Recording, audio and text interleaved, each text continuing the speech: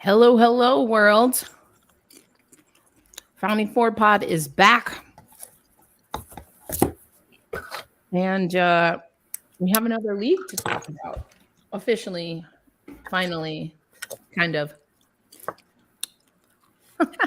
Of sorts. So that the word on the street is Allegedly. allegedly.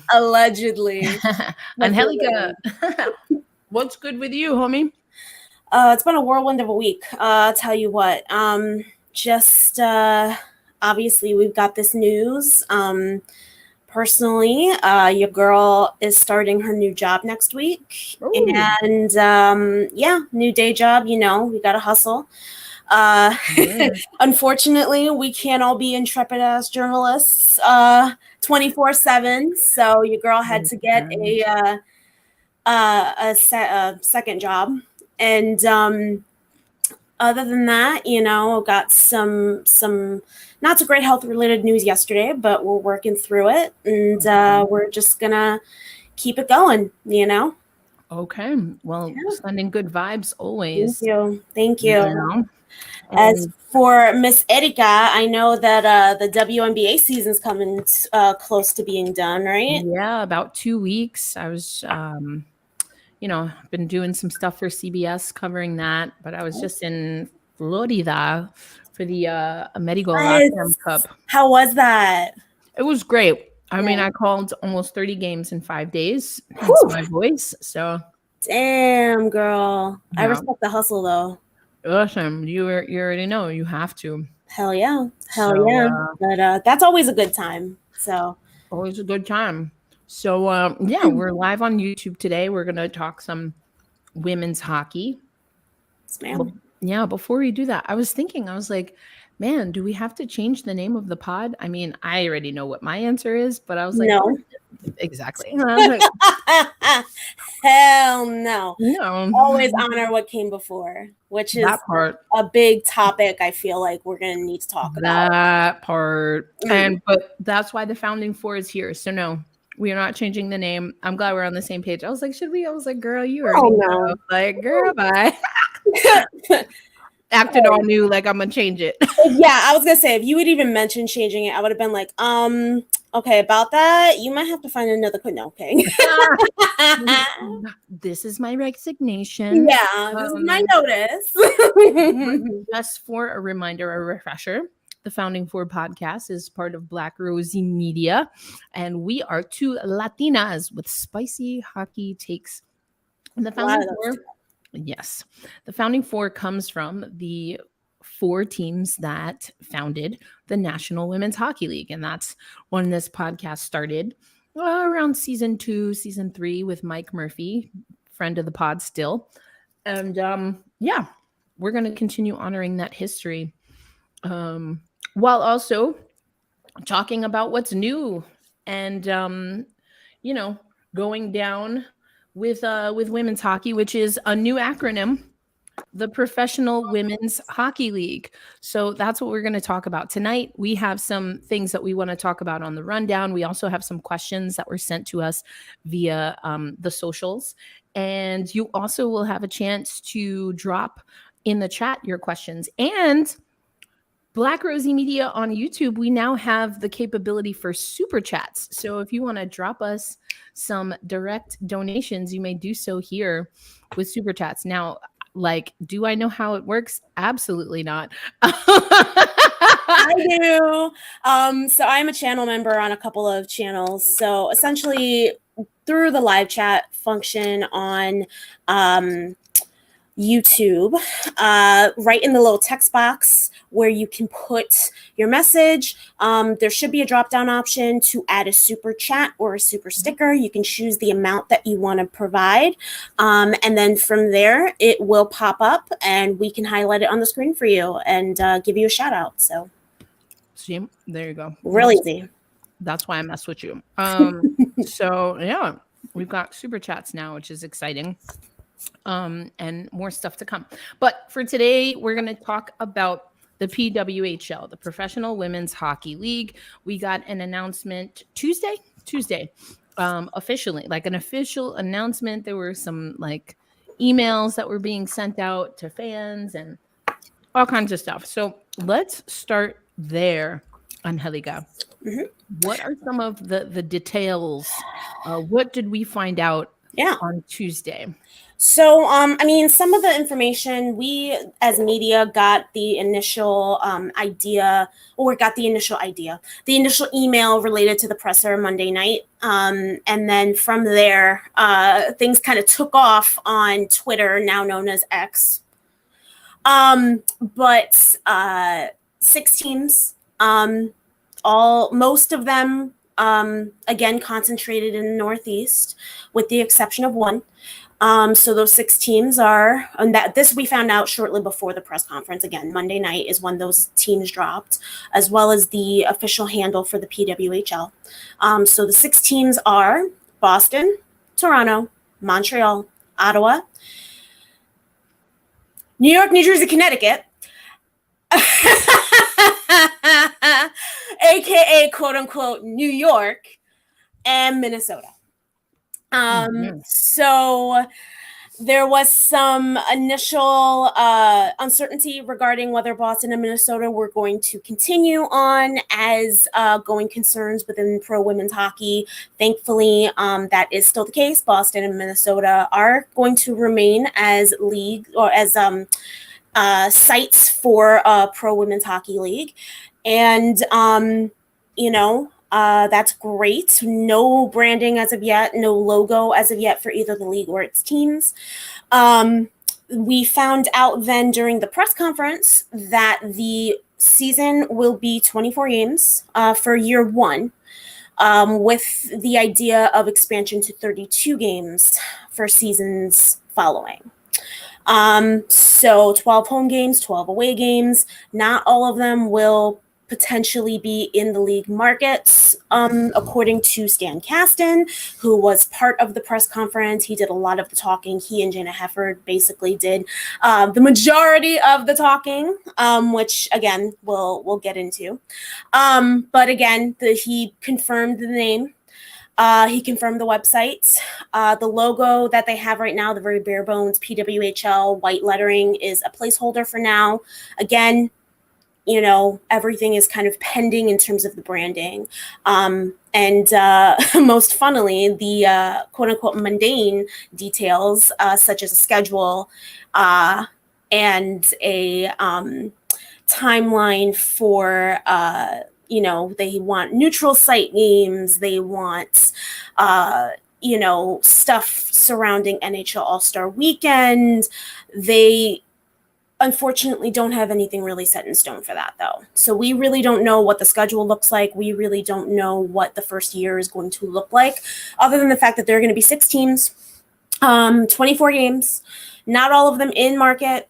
The NHL has apparently been, according to Kasten, it has been in a support/consultative role with the PWHL. So there's no real talk about finances. There's no real talk about, any official partnerships as of yet. Although, of course, there are always rumors. There are always whispers of certain NHL teams being interested in partnering with certain PWHL teams. So more on that in a minute. But other than that, I mean, that's really what we have. Obviously, we also know tomorrow, September 1st, is the start of PWHL free agency. So between now and the draft, between now and September 10th, actually, teams can sign up to 3 players. The players themselves have until Sunday, I believe, the 3rd, to declare for the PWHL draft. And the draft itself will be on September 18th. Free agency ends on September 10th. So those are the dates that we really have. So again, tomorrow, 9/1, start of free agency. Deadline for the draft declarations is 9/3. 9/10 is the end of free agency. 9/18 is the actual PWHL draft to be set in Toronto. We have, I think, 15 rounds for a draft. So between the signings and the draft, that's 18 of the 23 spots to be filled. And then from there, I don't really remember or know. I don't know if they actually went over that. Yeah, I can chime in there. And then I'll let you get back to it because you're doing such a fabulous job, hermana. Oh, But as Angelica said, the draft or the free agency period starts tomorrow. The draft forthcoming in the next 18 days. Hello, let's get it going. But so what Jana Hefford said on Tuesday's call is that anyone either not in that 300 plus, I actually asked for clarification on the number of players because I did not see that anywhere. And also like trying to cross-reference the CBA, read the emails that came out and listen to a lot. It was a lot happening. So I don't remember or I didn't see it written anywhere. But Jana Hefford confirmed during the press conference, the virtual conference, that it's 300 plus pool of players. And we talked about this, Angelica, on one of our lives, that there was going to be like this evaluation period. We were talking about, I still have it right over there, this document that we believe to be the CBA, but could not confirm 100% was a finalized one. And again, I still haven't done that. I have to cross-reference. But anyway, according to that, there was going to be a panel. And I have also talked to Kaylee Fratkin Lee. That audio is not public for everyone yet, but Patreon Posse, you have access to it unedited. And Kaylee Fratkin is amazing. You should listen to it, but more coming from there. But what she told me in our conversation is that she at least has seen the CBA. She was a part of the 300 plus players. And in our conversation, she gets into a little bit of what she knows about the player kind of evaluation system. Spoiler alert, not much. But she gave some insight on to who are the type of people that are involved, and she felt a little bit more at ease hearing some of that information. But what Kaylee Fratkin confirmed and what Jana Hefford confirmed is that any players not in that 300 plus can go to the PWHL.com, go to the website and declare themselves available and interested. They can do that now. Yes. Until Sunday. Correct. And that would make them eligible for the draft. I personally think it would make them unlikely to get one of the free agent signings before the draft. I don't know. I just have a feeling that those are probably locked in with some names that we can all probably guess off the top of our heads. But we'll see. I guess we'll see what happens. But after the draft, and that's what Angelica, you just laid out, there will technically be another free agency period because, to your point, the players that they're able to sign before the draft and then the players that they are going to select at the draft does not bring them to the total, the minimum number. Was it a minimum or maximum? I think it's a maximum is 23. I think the minimum was roster 10 or 12. Right, on the roster, but there's a number that they have to have in camp. I don't remember that. Yeah, there was a lot. I want to say that number was 28. That's standing out to me. And I'm like, why would I just pick that random number if I hadn't been hearing it from Jana Hefford in the last 48 hours? Anyway, I'm going to go with that, but I will cross-check that for you. I'm almost positive it's 28. I don't know why I didn't write that down. But so they have to have a certain number in camp. So either way, between the signings that will happen before the draft, the draft selections, they have to add more players to at least the training camp roster. Thank you, Aiden. Yes, 28 players must be at camp. That's correct. So we can probably assume that some will be cut and or left on. I don't know if there's going to be like a practice player situation or taxi squad situation. But. So taxi squad, no, because there's nowhere to taxi to and from. Fair. But yes, it's one of those details that we just really don't have enough information on. It seems like there will be some players that they'll have access to. If I had to guess, it's more like an NWSL situation where actually right now you're seeing some of the players that they signed for the World Cup are either being released from their contracts because they were temporary contracts, or some are being kept if there are different injuries. But the NWSL doesn't have like a feeder system. Neither does or I could say the WNBA is the same way.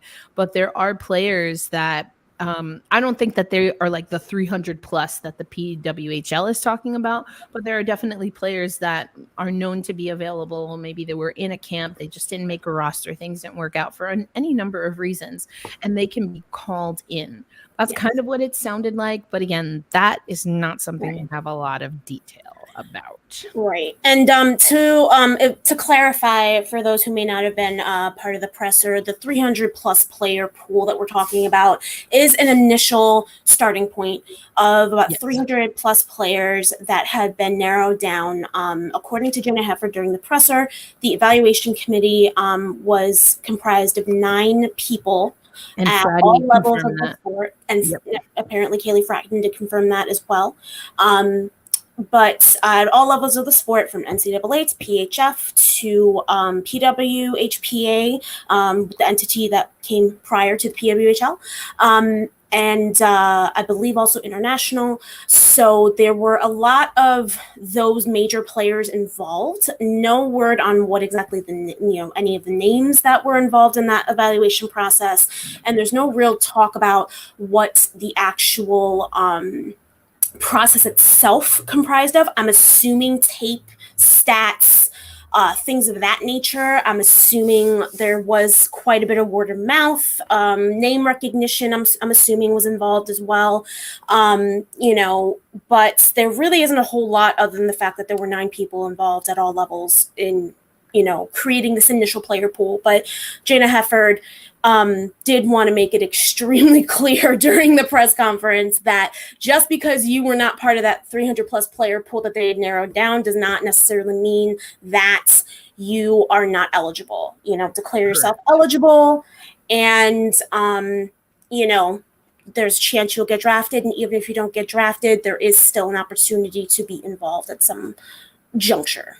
And not on our rundown, but came in just as we were getting started, there will be another media conference tomorrow, Friday, September 1st at 10:15 a.m. Eastern Standard Time. Mm-hmm. So just after my facial, literally. I was planning on going to the gym, but apparently I got to wait now. But there is going to be media availability with Jana Hefford and the 6 general managers. They're going to also release the order of selection for the inaugural PWHL draft based on lottery results. So they had the pinging of the balls at some point in time. In private, apparently. That sounded not the way I intended it. A mess. Anyway, moving on.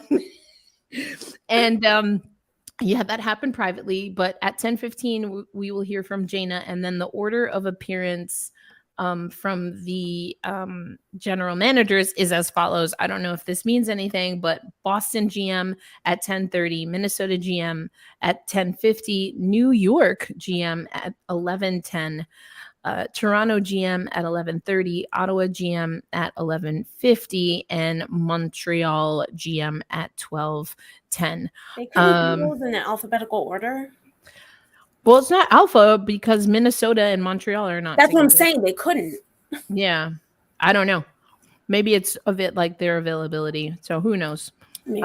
So yeah. Yeah. Okay. I did get some intel related to GMs already. Again, not necessarily confirmed, but I do have it on good word from a well-placed source that Gina Kingsbury is going to be one of those 6 GMs, likely for a Canadian team. But obviously there's also been names like Natalie Darwitz thrown around. So we'll see, but those announcements again are going to be made. Apparently we will be getting more information just prior to the actual press conference, we will be getting information related to exactly who those people will be. So we'll have, either way, we'll definitely have more information from you as it comes up. Yeah, I saw the Kingsbury, some people reporting on that as well. And it was something I was going to leave for later, but I do wonder if Kingsbury is going to retain her role with Hockey Canada. That's what I was wondering as well. I don't know if conflict of interest is the right word, but it does seem like there could be some conflict or some hierarchy issues if the acting GM of Hockey Canada, the women's program, is also an acting GM in this league. I don't know. Yes, for those who may not be aware, Gina Kingsbury is the acting director of. She's, I think, vice president of hockey operations at Hockey Canada. She recently was promoted to that position in March. So she's got a lot of influence within the Hockey Canada sphere. And I'm assuming she'll also, if she is involved with the PWHL, she will definitely have some great insight. But yeah, that was really what I was thinking as well is, will she be able to retain that? If so, what is that going to look like? And how long is that really going to be a thing? Because again, this is a very new position for her. It's barely 6 months into that tenure. So, obviously this would be a major at Hockey Canada. The promotion, I'm saying. So the position that she was promoted to, she's been in Hockey Canada for a while, but she just was recently promoted to this position in March. I didn't realize that. Yeah, I missed that one. You're good. but yeah, Laura Dern. So all of this to say that there are some bare bones in place with the PWHL, but considering so much of this was supposedly in the works for a while, we'd been hearing about, we have markets, we have this, we have that, for months, as the other league that they ended up buying out, the PHF, was announcing increases in salary caps and potential expansions and things of that nature. We were getting a lot of the same. For a while, it did look like both entities were on kind of the same path, which again is what kind of led to the buyout in the first place. But all of this was supposed to be in the works for at least the past year. So we've been hearing about this for a very long time. So with all of that considered, I'm not sure why or how so much of this is still up in the air. Unfortunately, we've talked about this, Erica, you and I have talked about the fact that it really seemed like a lot of it was kind of posturing to kind of show some sort of progress as the PHF was showing a little bit more concrete milestones or goals or accomplishments or whatever, what have you. I think a lot of it, unfortunately, does seem to be the case. It does seem to be the case that there may have been some kind of over-promising early, and now they're kind of playing catch-up, which is very interesting to me, as is the commentary that Stan Kasten made on that. I don't know if you want to speak to that regarding his remarks about being a first-year startup league. But I mean, I think that these are my thoughts. In a vacuum, starting with, and it's been argued in the chat, at the point that we're talking, we'll just say 4 months. Mm-hmm. Starting with a 4-month runway, starting a league with 6 teams with the startup costs that he knows but won't share. Yeah, that was another thing. is daunting. Yeah. It's difficult. Right. There's a lot of pressure being put on everyone involved. And it's not ideal. I have spoken to Stan Kasten, and he said that to me before. So the level of grace for one in this type of situation can be thought of a few different ways.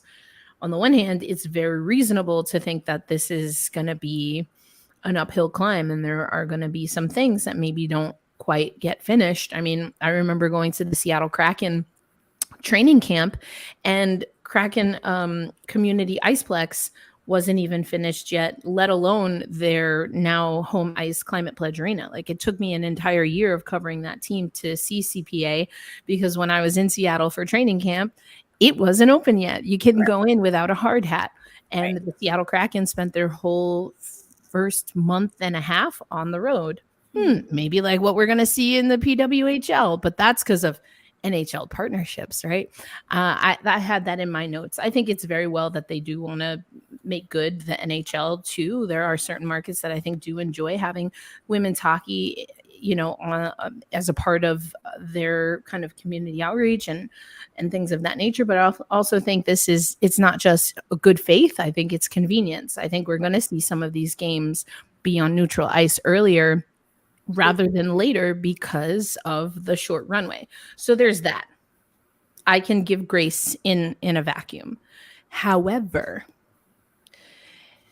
this league inherits the hashtag One League movement. It inherits what became the PWHPA. It inherits all of that, including the language of things like not wanting to play in a beer league. And I'm saying this generally speaking because beer league has been used in specific instances, but it's also been used to describe women's hockey prior to, or it's the reason, right, that some people were a part of the PWHPA and not actively involved in more structured, proper leagues that we saw. So it from the salaries, which are not for everyone livable wages, especially in these markets, to the timing of everything, and to I don't know if it's lack of transparency, at least not yet, because again, there's a lot of stuff that they're trying to put together and they might honestly just not know the answer, but there definitely is a lot left to be desired from even the announcements that we have gotten. It's tough to offer grace in a vacuum to an organization that is inheriting, again, the language and the fodder that has come from the last several years of women's hockey, that people who are likely going to be signing contracts before the draft have been saying over and over again that we want a professional league. Right. We want a livable wage. We want state-of-the-art facilities. And as of right now, I can't say with any concrete evidence that all of those things are happening. There's some of them that aren't. Again, those are not livable wages. No. There's a minimum. Hold on. I always get this wrong because it's also the minimum is $35,000. No, that's not what I was going to say. Oh, okay. There is a minimum number of players that must make 80,000 or more. Right. So there are at least 6 players on every team that are going to be making 80K or above. Like, how far above though is going to impact what everyone else makes.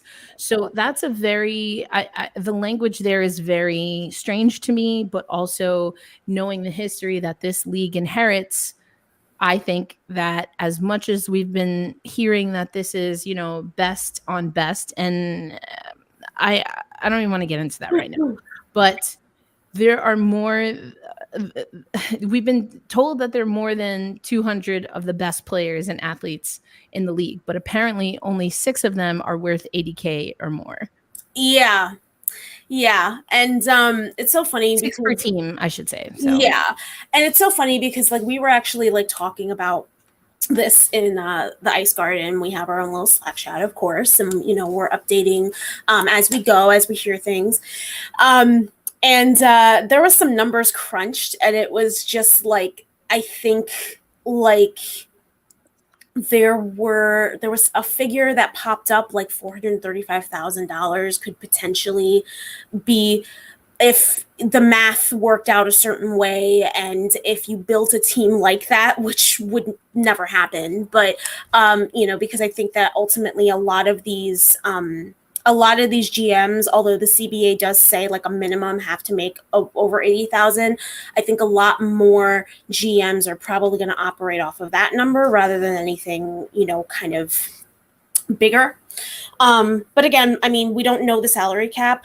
We don't know, really what's going to happen there.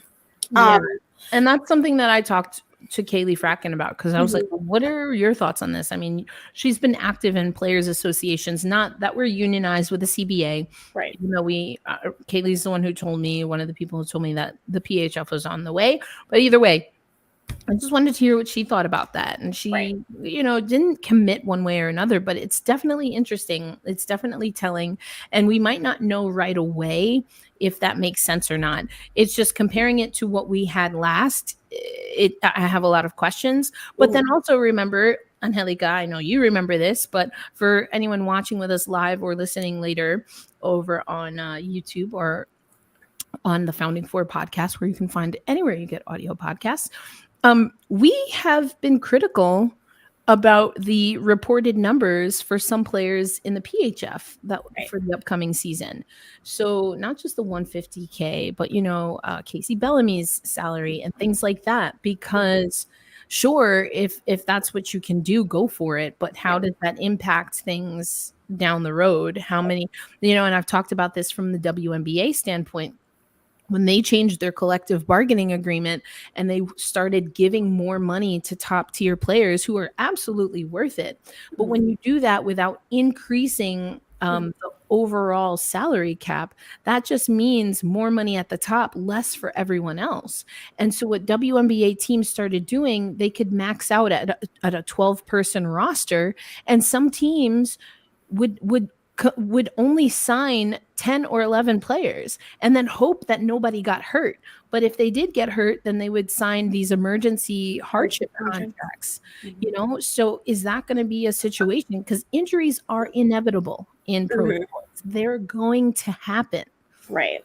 I mean, I don't know that any pro sport has seen a season with no injuries. Teams. Last season alone, we saw all the goalie injuries. I know Maddie is in the chat right now. Maddie and I were actually talking about this the other day about whether or not we're going to see PWHL teams go with 3 goalies or 2.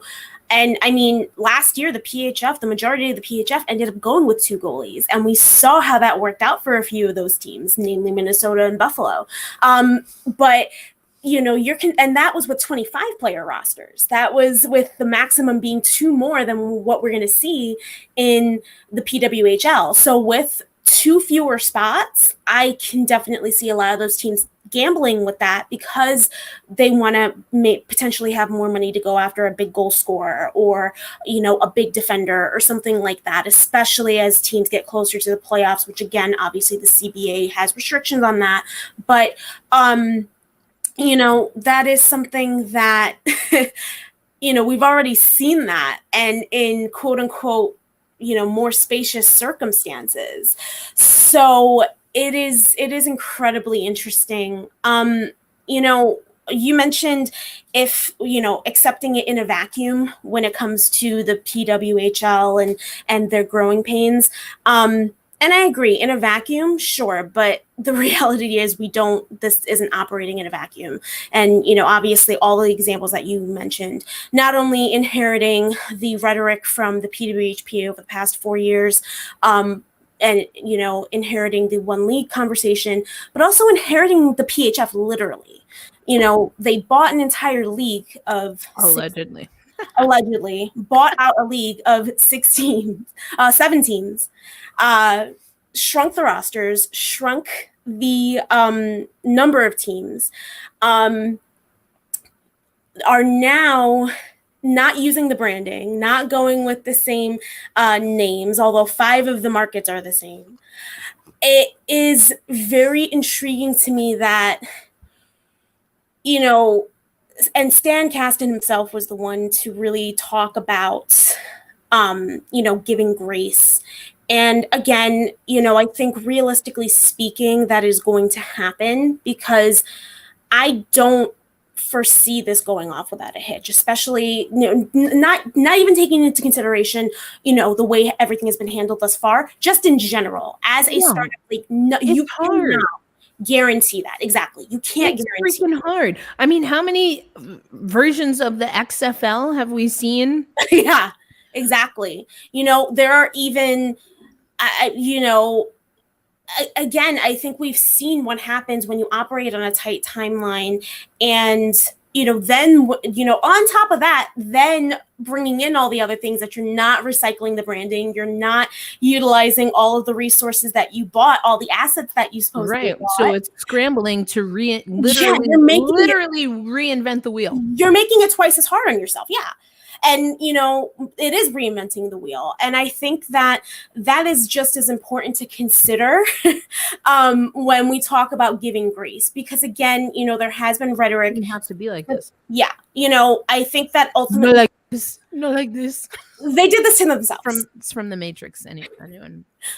They did this to themselves. Honestly, they brought it upon themselves to have people this critical off the bat because of the way the rhetoric has been. And again, I think it shows again how the ownership group and the players themselves may be on two different planes, because the players are likely going to be, expecting an elevation from what they had.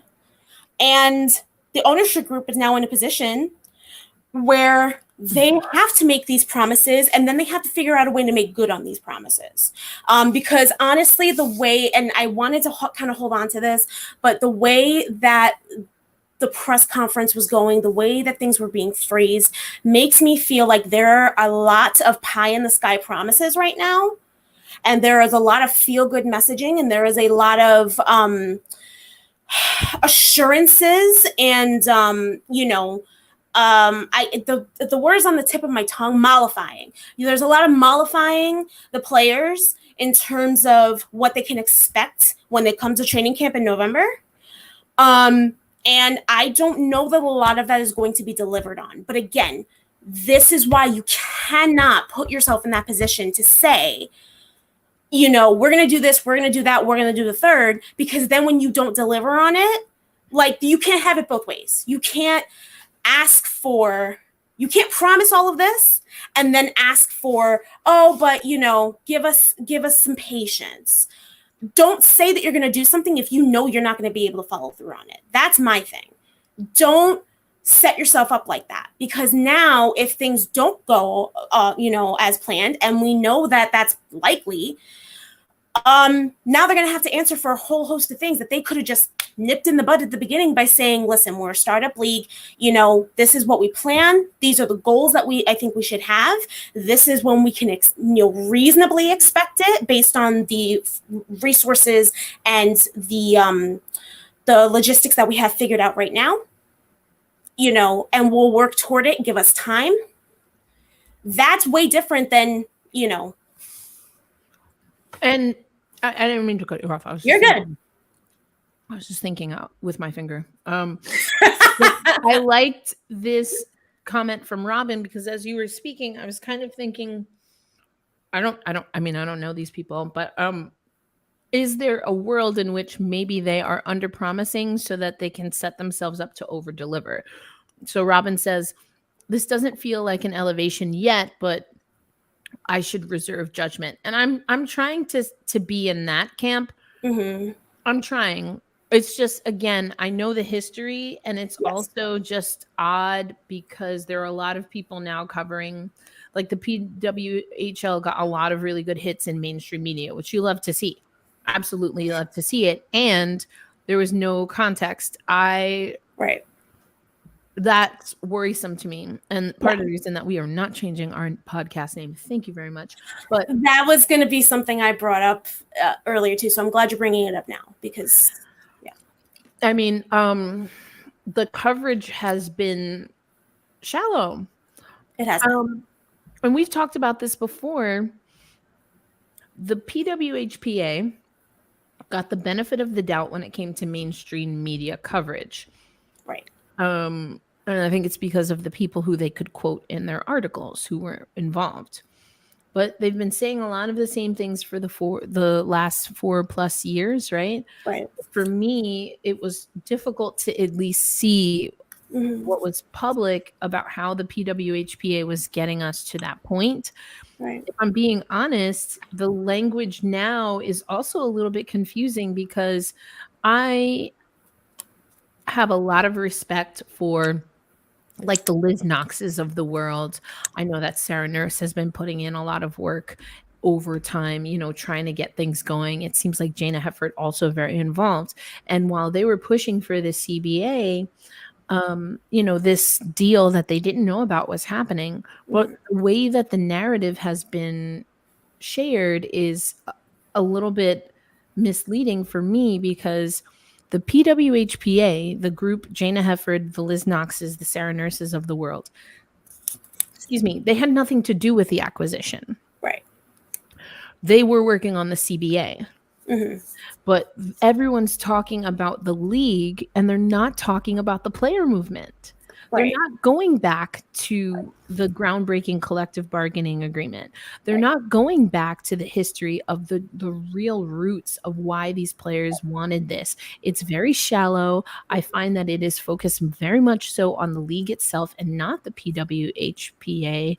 And even though I think there are blips in how we I don't want to say revisionist history. That seems a little harsh. I think there are blips in how we tell the history of the PWHPA as well. But even right now, in this moment, that should be about the players. I don't find it being about the players, which leads me to something else that I found really odd, is that Brian Burke is the executive director of the PWHL Players Association. And I am just trying to find out what kind of details, like, and I've been following up on this, but like, was he hired by the players? The players got a chance to vote and ratify on the CBA, but did they get the same opportunity to select their own executive director? We've seen that happen in the PHF and the NWHL. Mm-hmm.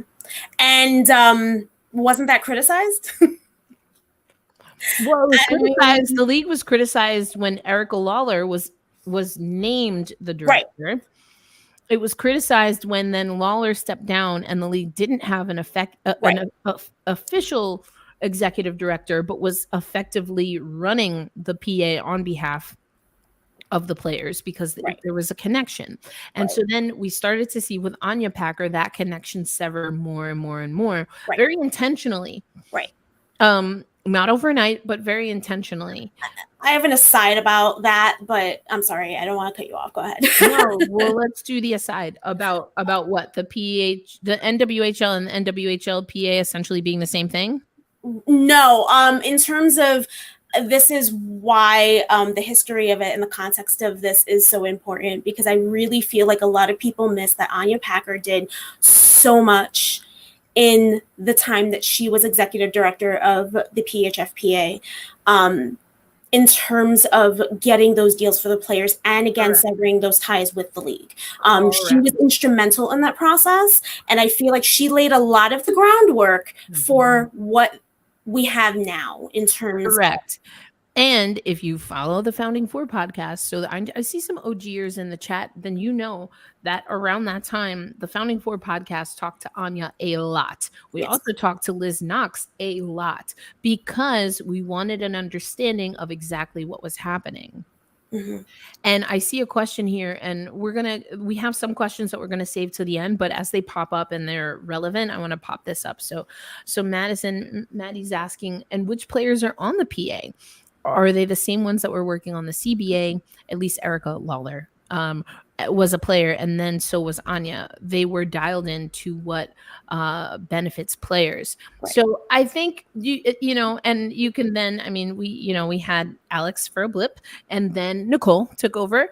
And Alex, not a former player, but again, that was for a blip. Not a former hockey player.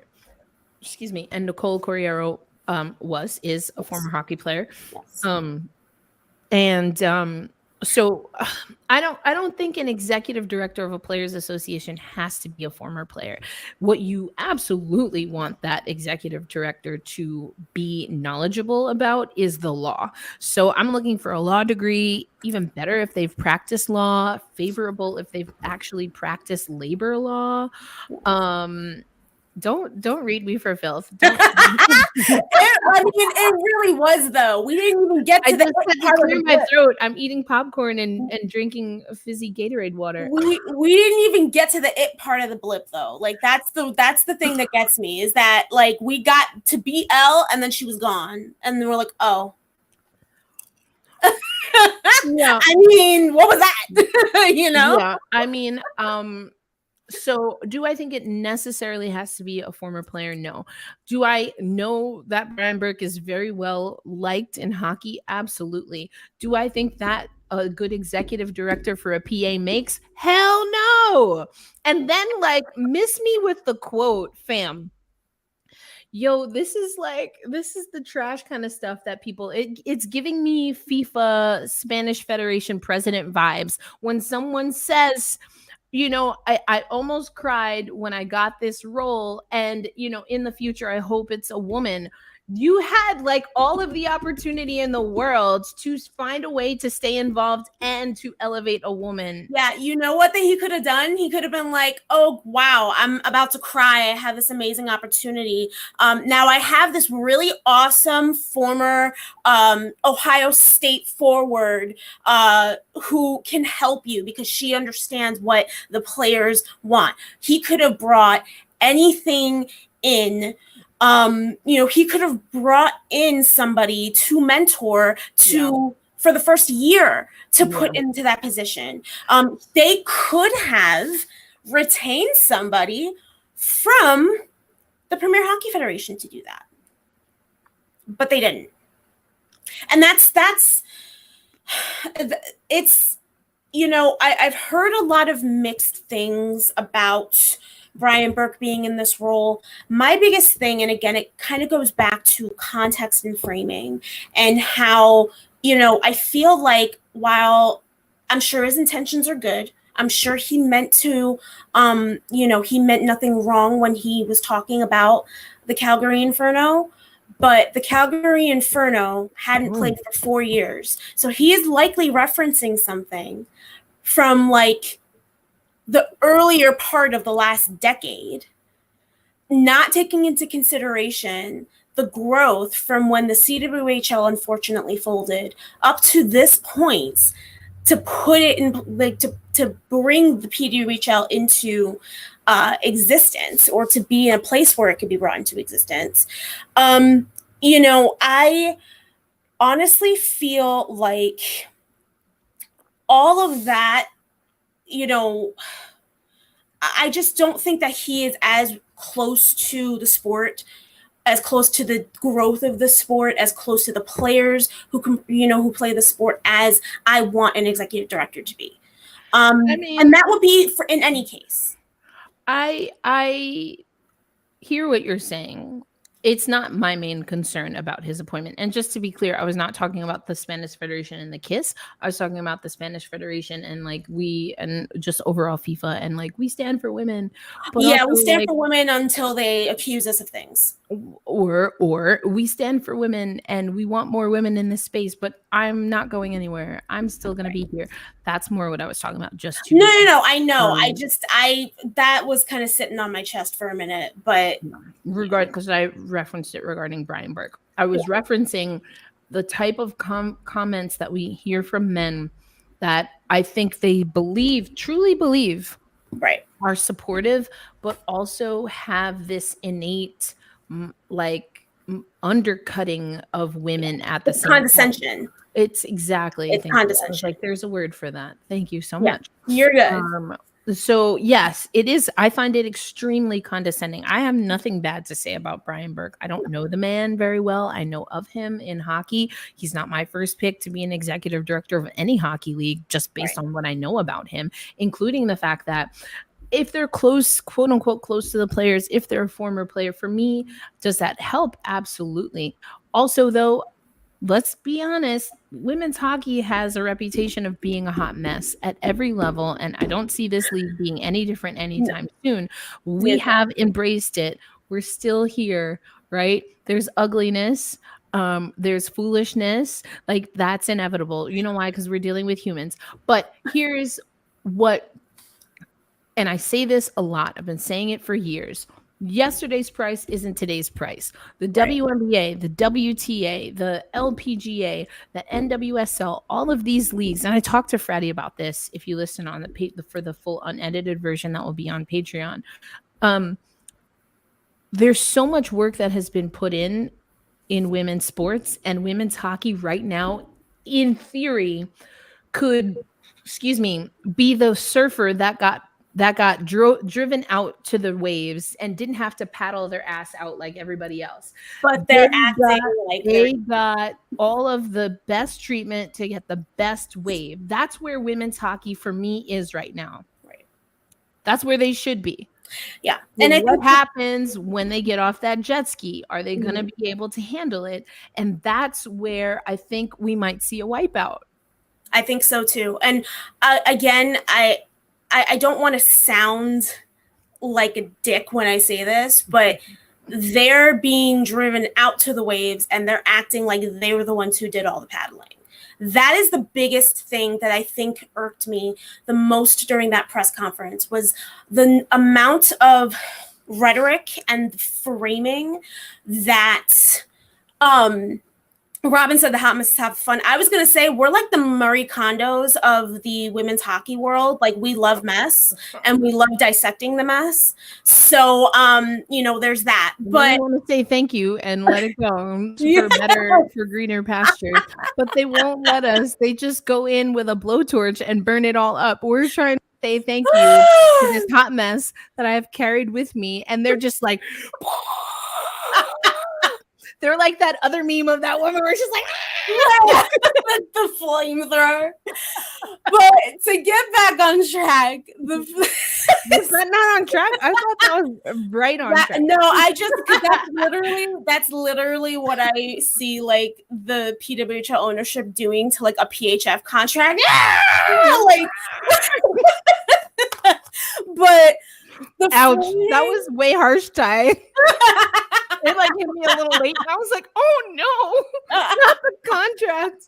Way harsh, Ty. Way harsh, Ty.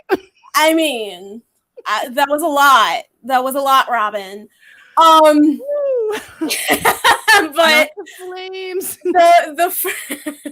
The framing of this has been such that I really feel like there are, and again, I don't think it's ill-intentioned. I just think that it has a lot to do with ego. And just hard, like ego that gets in the way. Repeat that, because I want people to understand what we're saying. It's not anything ill-intentioned. It is more to do with ego. I feel like more people want to take credit or want to have it both ways. Yet again, this is what I said on Twitter, like following the presser about what Jenna Heffer was talking about. I don't want to look back, or we never want to look back. I think it was one of the phrases. And again, the context was in response to, I forget what question it was. I think it was relative to a question that Mike Murphy had asked, relative to, oh my gosh, I can't remember. I'm going to have to find it. But I know that it was in reference to something related to the PHF. And, that whole idea of we don't want to look back, number one, you have to, because that is the only way that you're going to be able to see fully the mistakes that were made, as well as the growths. Take what you need and leave the rest in the past where it belongs so you can move forward. Correct. That is what I feel like you have to do. At the same time, you cannot have it where you don't want to look back, but you want to talk about how much better than them you're going to be. You can't do that. You can't sit here and say, oh, well, I don't want to revisit all of the, leagues that came before. You can't take credit for work that, and again, I want to make this so clear. I don't think they mean to do it on purpose. It's just that there is something that is different about the PWHL. Yes, the PWHL is different from its predecessors in that there's a CBA and that there's an actual working document that, make sure that players have some sort of rights. Correct. But you cannot sit here and take credit and act like all of this growth happened in a vacuum and then say, oh, well, we're just going to be so much better because this and that. It fundamentally ignores all the work that was done beforehand. Like I said, there were people, there were situations, there was so much that came before the inception of the PWHL that is being, I think, willfully ignored simply because of the rhetoric that's been put into place for the past few years of, this kind of separation and this kind of rift, which, again, I understand it, but... But you got me thinking, you got me thinking, though, because another thing I was like, pass, was with, like, we're already seeing original 6 language. Right. They have 16, it's inevitable. I mean, some people like their crusty storyline, so we're gonna get it regardless. But you know what I like about better like listen, I'm mad y'all are clocking me on that. Better like come on, like, it's hermana. You knew I was going to. You already know. You already know. Because I already had it up here, like, oh, but okay. Ya tú sabes. Listen. You know what I like about covering the MNHL team that I do is that it's both new to the NHL and an OG player in men's hockey. You feel me? Mm-hmm. So the history of the MNHL and how it came to be, and I've been saying this for a few years because as I start to learn more, I'm like, yo, the novella that is the NHL. That, why do you have to say it like that, though? But listen, the drama. Oh yes, honey. The drama, and especially, and this is what I've said from like the beginning when like the CWHL was still around, and then the NWHL cropped up, and then from there the PWHPA came forward. It is giving me NHL WHA vibes. I'm sorry. That's what I'm saying. Yeah. That's what I'm saying. But they did Scorched Earth then too. They did. And then they pretended like it never happened. But it's, it's just so interesting. I feel like, again, a lot of it is ego. A lot of it is just, I feel like, and I feel, I can't speak for really any other pro sports, but I feel like women's hockey uniquely does this. Not necessarily in terms of like, they're the first or whatever, but it's just like, at the very least, we have documentation and we have, people kind of preserving that aspect of the history. So even if the NHL wants to pretend like the WHA was never a thing, it's there, it's documented. I feel like women's hockey is in a situation where the documentation is still it got better in the last couple of years, definitely, but it has been so spotty. And I think that itself lends to a lot of the reason why so much of this coverage from mainstream media of the PWHL has happened in a vacuum. Because there's kind of, I feel like there's a lack of curiosity, first of all, aside from wanting to, have a byline on it. There's a lack of curiosity in terms of context and history when it comes to women's hockey, aside from a select few mainstream media reporters, because, there are some who do go, yes, there are very few who do go above and beyond the basics. But they exist. Yeah, but there's a lack of curiosity in general amongst mainstream hockey media when it comes to lack of curiosity. I'm like that. And that in turn lends to a lack of context and history, and that itself in turn lends itself to the narrative that they are the first, right? That, the PWHL is doing something so very different and nobody's going to clock them on it because nobody has really been paying attention to the last 8 years of pro women's hockey in North America. And that's something that Reagan Carey said to me I believe that's also up in Toto for the Patreon posse.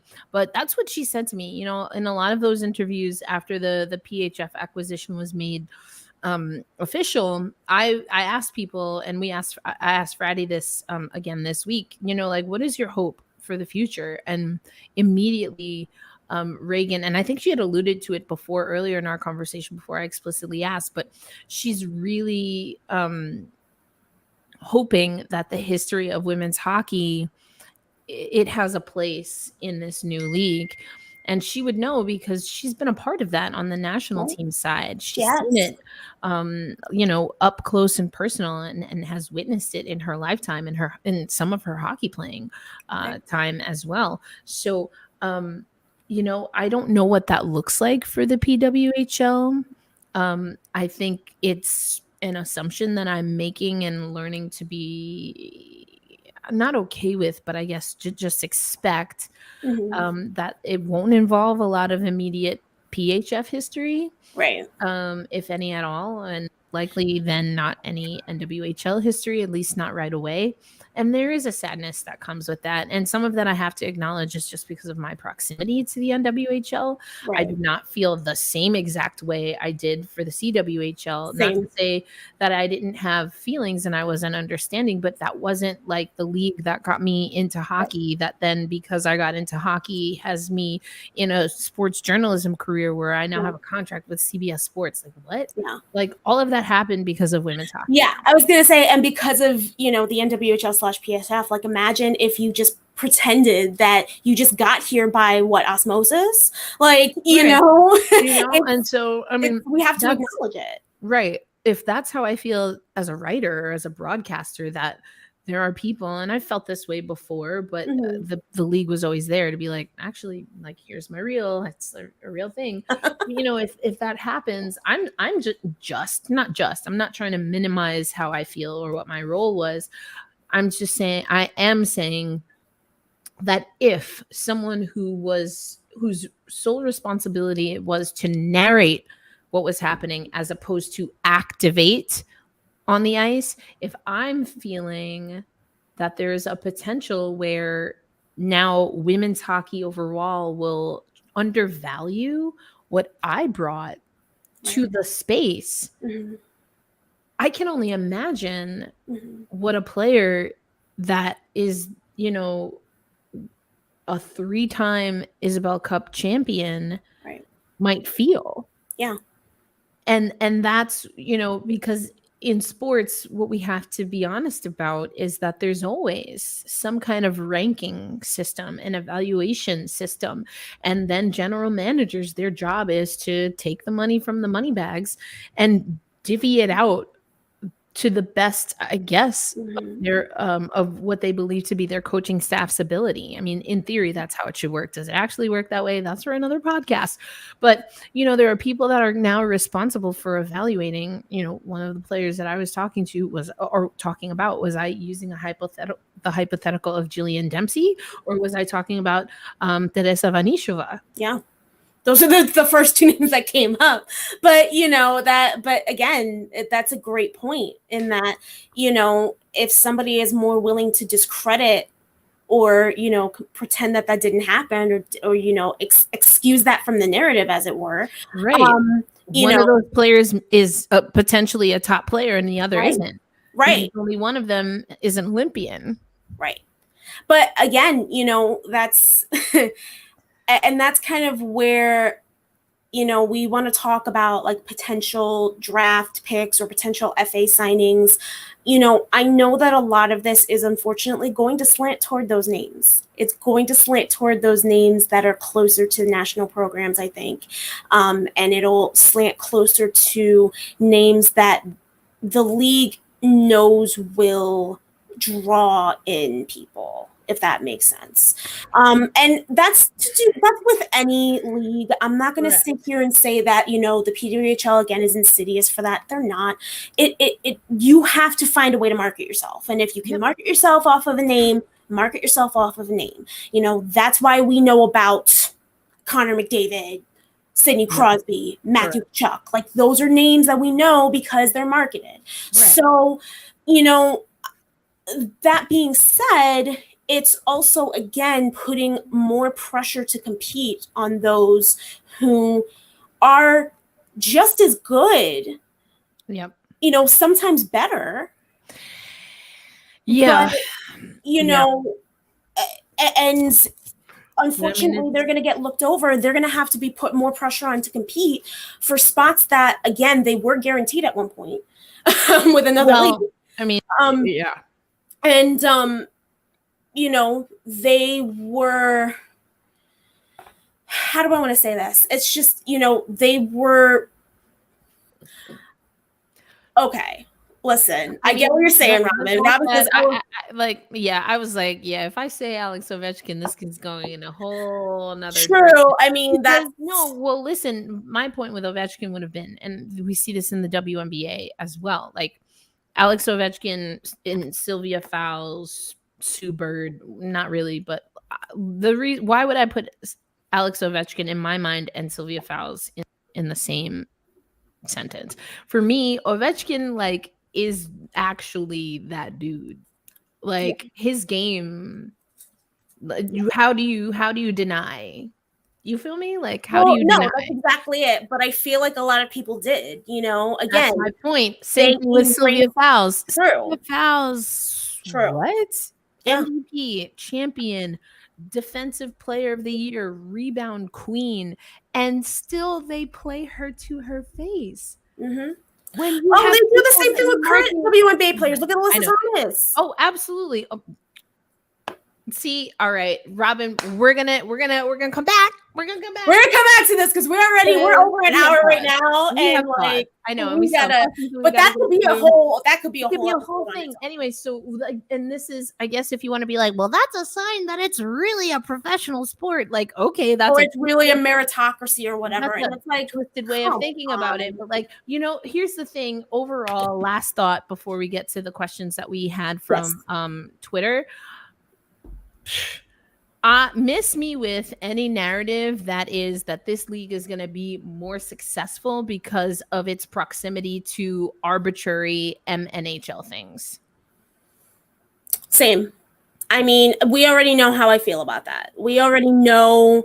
I've gone on many a tangent. I've written many a column. I've written many a tweet or post or whatever the hell X wants to call it nowadays. Girl. But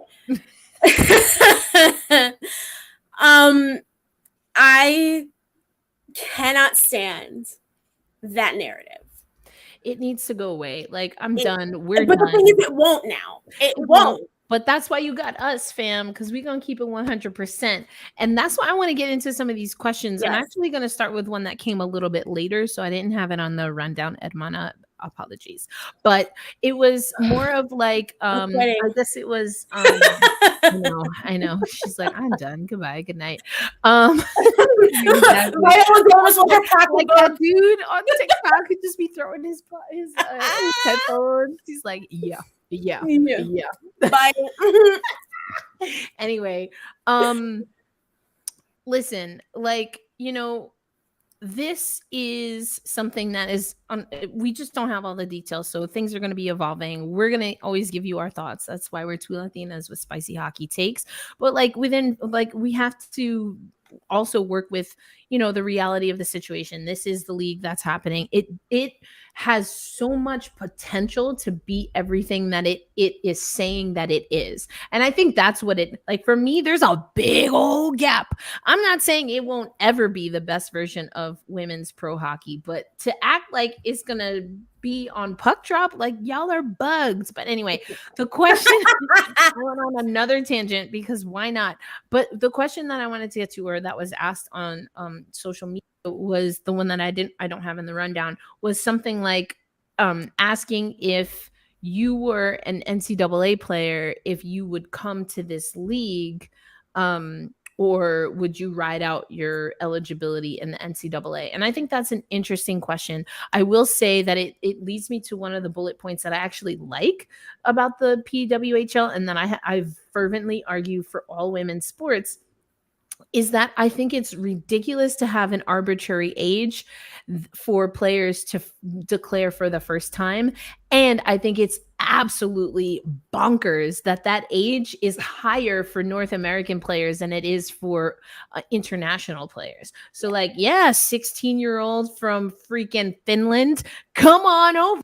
But if you were born in Connecticut, you better get your degree and your education because we want educated hockey players in our league. Like, miss me with that. Like, how do you have an argument about being like a feminist and wanting equal pay, but also not giving women, by sake of their gender, the option to get paid as a professional athlete? And I don't know, maybe use some of that money to then go back and get their education whenever they decide to, if they decide to at all. So yes, I have strong thoughts about this. The anti-capitalist in me wants to say it's a marketing tactic so that they can be like, look at our players. They're all college educated. Well, that's what the NWHL did. And I was like, least favorite thing, please make it stop on the immediate. But okay. Don't get me wrong. Education's important, guys. Stay in school. It is important. It is important, but also, like, college is hella expensive and there are other ways to get educated. And you also, I wish somebody would have told me, because I didn't really understand this. Like, now that I'm an adult, I'm like, oh shit, I can go to college at any point in time, not when I'm 18 and absolutely not ready to do it. I have no idea what to do and I'm about to blow hundreds of thousands of dollars. Right, but that's what everyone expects of me. I'll be a success with thousands, hundreds of $1,000s of debt and no self-purpose, but I have a degree. Yeah. Oh, anyway, how many podcasts are we starting after this one? Because we've gone off in so many directions. But so the question about, will we see that? I love that we could potentially, because there's no cap on the age. I think that's great. Yeah. Again, if I had to guess, it's because I would argue that this league is going to see more European talent as the norm, as opposed to the outlier, like you might see in the WNBA. The NWSL is a little bit different. They pull from a different global region, if you will. But I think virtue of the sport. Yeah. I think that in theory, as the salaries for everyone in the league are not only minimum wage and livable wage salaries, but are competitive entry-level salaries, I think absolutely you could see a player, because some of these teams we already see in world championships. We already see them at the Olympics. So let them make money. Let them make money. And a lot of them, like Sweden, for example, I mean, a lot of them already play pro in the SHL, and they're 16, 17 years old. It's just like, I feel like it's always a little bit. She's always telling us to get back to the kitchen. Let us cook, man. Let us make some bread. I have to go. No, I that's the title of this episode. Angelica has to go. Girl, bye. But like, let them make that money if the money was competitive. Do I think it's competitive now? No. And if I'm being honest with NIL as a thing, and you have to kind of factor in how well you think an athlete will be able to take this on. But generally speaking, if I'm an NCAA athlete who thinks they could make the top pay in whatever league that I'm going into, depending on the sport, maybe not basketball, men's basketball or men's football, but maybe any other sport, if I think I can match that, at least match it, if not make more, just by being that type of athlete in the NCAA and making NIL money. Yeah, I'm gonna do that NIL. I'm gonna do that NIL. Exactly. You're not paying for anything else. They're not paying for their school, right? Unless they're going to Ivy League, because they're funny like that. But also, probably not. Anyway, allegedly, not when you go to Ivy Leagues. They're not paying for their tuition. They are not paying for their meal plan. Right. They are not paying for their housing. They are not paying for any of their competition fees, their trainer. They're not paying for shit. Yeah. If you're a pro athlete, you might not have to pay for some of that. And if you're lucky, you can get sponsors, but ain't nobody paying for your house. Nope. Like that. Nope. Figure that out. I mean, again, the numbers at this point, at least, the numbers are very, very honest. I'll just put it that way. And that's why I said, like, when it came up on Twitter, when y'all were talking about it, I'm like, they will likely make more doing NIL in the NCAA. And again, the benefits of that far outweigh the cost, even if they weren't. And that's the thing you have to consider too, is that, like you said, if you can make the same in NIL what you would make with this PWHL contract, and there's no expenses subtracted from that. And you're being marketed by your school, yes, by your conference, by the NCAA.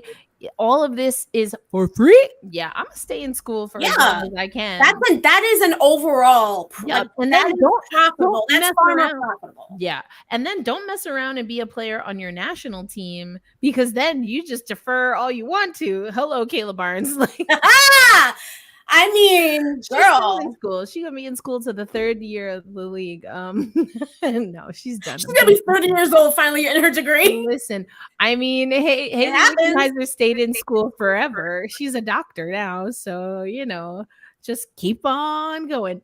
No, so that was one that wasn't on our rundown, but we did have a few others. If y'all are still with us, because we kikiing. But I thought some good questions, and I feel like we hit on some of these, but I want to ask them. Sure. So how soon do you think the mundane details like team name, logo, and merch are announced? I know who asked this. Yeah. What cities do you think could be the neutral sites? The ones the PWHL had in the Dream Cabs tour in. So, okay, let's start with the first one. When do we think those things are going to be announced? Girl. Very soon. Girl. Guess what? Free agency starts tomorrow. Yeah, okay, Marie-Philippe Poulin goes first overall to team number 2. Like, what? They're just gonna say Montreal or whatever city, but but it's true. It's true. What if it's an in-person draft? What jerseys are they gonna put? Yeah, just t-shirts with Sharpie scroll on them. Oh gosh, why? It's just gonna be like I'm dead. It's like if the Seattle Kraken held their draft before they announced their name, which they absolutely did not. Fam, I also don't understand why the draft has to happen right now. I don't understand. Especially when training camp isn't happening. Everyone is a free agent. Just sign people. Why are we doing a draft? Why is this dramatic? Because they want to drum up the publicity. Let's be real. This doesn't make any sense. The NWHL draft got a lot of crap, and I understand why, but at least the timing, sometimes made sense. This makes no sense. Not for the first year. If people can sign before the draft and you're going to be signing people after, why is there a draft? It doesn't make any sense. But again, they don't think that way because they're trying to be the lady NHL, I guess. It's just why is there a draft? It makes no sense. If you want to have an event, have the 18 players that you are going to pay the most are the people that mainstream media is going to focus on most anyway. If you want to do something special on the 18th, don't announce those players and then have them come out almost as if it's an expansion draft. If you want to have a draft type thing, then making an expansion draft kind of scenario makes so much more sense to me than the way they're doing this now. Reveal the players that are going to be the marquee players in each market, have them all on stage and accessible to media, because as of right now, that's not a thing. Unless they're going to put us on a virtual thing, which I mean, great. I'm glad that there's virtual access, but to not have an opportunity to have Marie-Philippe Poulin, who is going to be one of the first 18 players, to hold up a PWHL NJNYCT jersey. Of course, she's not going there. I doubt it. I'm just being as dramatic as possible because this burns my damn grits. That is a missed opportunity. It is. No, it is. And again, it's, they definitely could have done it the same way that the PHF did with Montreal. Here is our team president, here is our general manager, here is our head coach and their assistants. All of the things. And here are the first 3 players who are going to be on our team, including our captain. Like, here you go. Like, that was perfect. It was simple and it made sense. Again, because it was in the, it just... I just there's there's so many ways. Like, and again, here's the thing. Like, there's something to having things that are foundational in the inaugural season. I get that. I don't think the draft is one of them. No, because it makes sense to not have a draft in your first season. It makes complete sense. So I don't know. I think there are a lot of things that are coming from this is what sports does. Yeah. I feel like it just kind of also it handcuffs the players a little bit, right? To kind of, be able to make their own decisions based on what is the best for them. If you're pushing them through a draft rather than letting them exercise their autonomy and signing with a team. Granted, we know how it's going to work. We know that it's going to be, they're going to be able to talk to players ahead of time. They're going to be able to have a roster in mind based on where everybody wants to go. We know that won't be as big of a deal, but down the line it could be. Yeah, I don't know. I missed the opportunity as far as I'm concerned. I didn't realize until now how upset I was about that. All right, another one, which maybe will bring our spirits up. What cities do you think could be neutral sites? Well, as someone who has a podcast, Locked on Kraken, and I am definitely a supporter of women's pro hockey to Seattle, and Stan Kasten mentioned things like all-star games and winter classics explicitly in ways that the NHL this season could be supportive in their little consultation role. I am going first off the board. We're going with Ronnie Francis and company. Well, I guess it's the Lewicki brothers and company. Seattle Kraken winter classic and or a game at Climate Pledge Arena. Also, bonus cherry on top, the largest crowd for a USA Canada game in the United States happened at CPA, and Climate Pledge Arena and the Seattle Kraken and Root Sports are the only NHL team that either the PHF, the NWHL, the CWHL, to my knowledge, I should say, or the PWHPA has worked with that use their own broadcast team and put that thing on regional network television. So we were not having the game called by Canadian broadcasters while watching in the United States. Yeah. I like that. I love the idea. Again, I was so excited when, the Kraken were getting an outdoor game, because I feel like that is it's such a cool way to market a team that is new, that is fresh, that offers a new perspective on the NHL and on hockey as a whole. Being able to actually properly market that, I think is so, it's so fun. It's so different. I love it. So I love the idea of Seattle. I want to say Pittsburgh will probably be always in the conversation. I think that they have a really, really well-established tie in that market. And again, we already know there's a big college hockey scene there with RMU. Thank God they're back. We love that. I think that's always going to be an option. We could Raleigh. I mean, I'm here for it. I mean, Raleigh's a nice city. Elon Penn, here we go. Yeah. So I mean, Elon's the university, not the man. Yeah, not the muskrat. Okay. But I like Pittsburgh. I like Seattle. I mean, we could see LA. Who knows? Because obviously Dodgers. Right. Dodgers tie him with Stan Kasten. We could potentially see that a baseball stadium. Yeah, that would be what cool. Are they doing with it? That would be hella dope. And it's right there in Echo Park, where our people Well, used to be Yeah. until they were. But- Anyway, another podcast for another day. But, Right. right. Let's see. I think Vegas could be an interesting spot. She's like, okay. No, I think doesn't Megan Bozak, she's on their broadcast. Potentially. I'm pretty sure she does some stuff. Yeah, Megan Bozak. Yeah. LA Kings also have Blake Bolden, so I love that. Yes. Raleigh, isn't Alyssa Gallardi still working? Does she still do some stuff with the Hurricanes? So Amanda Kessel has ties to Pittsburgh. Yeah, I think it's going to be interesting. I think it's going to be interesting. I think those are probably the most likely. Yeah.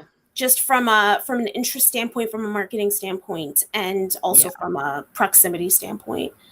Okay, we had some other ones. This one from Eric, I think we kind of got to, but how much slack are fans supposed to give this new league as it experiences growing pains in its first months? Should we hold them to a higher standard than what comes before, as they are the quote unquote professional league? First of all, I personally, of course, I know Echo Park fan. Yes. Okay. Sorry. Of course. No, you're good. I remember the taco truck. I stayed across from. Okay, I'm not gonna remember the name, but the first time I went to LA, I stayed in Echo Park. And yeah, I know that history. Crazy. But anyway, y'all here's the thing. Yeah. Okay. Yeah. I feel like we were gonna say the same thing. I was gonna say, I'm not gonna tell y'all how to feel. Exactly. That's exactly. I was like, y'all give as much or as little slack as you want to. I see where you're coming from, but you know, and I was thinking about this earlier when I first read the question. I really do think that it is up to you. I mean, we all know the context. I think that, you know, enough of us and enough of y'all who listen to the podcast know the context, know the history, know the trees for the forest, and aren't going to separate the two. So, you know, based on that, based on what you know of the situation, I can't tell you how to feel. If you're excited, you're excited. And I love that for you.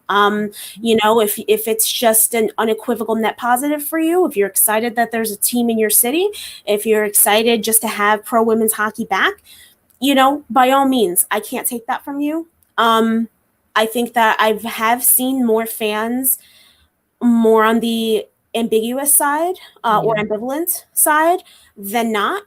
A lot more people just are saying, you know, I don't know how to feel. And I think that's valid. Yeah. And I think, again, it goes back to that whole like vacuum versus non-vacuum we talked about. You know, we know that this whole growth in this league didn't originate up out of a vacuum, as much as they may want to pretend.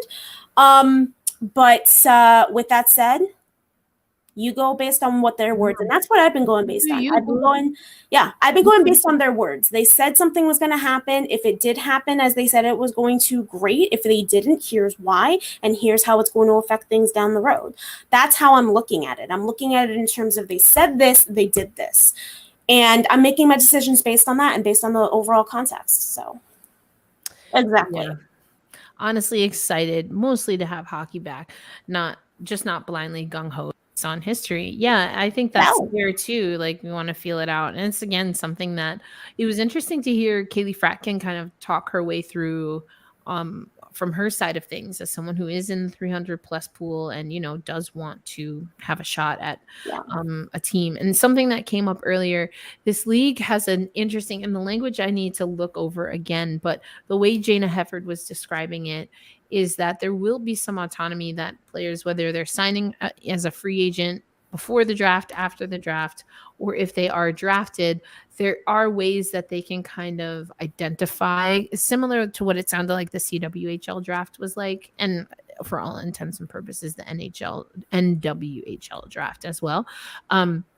That they can kind of earmark, like, oh, this is my first choice, or like, these are the places that I can go, these are the places I can't go.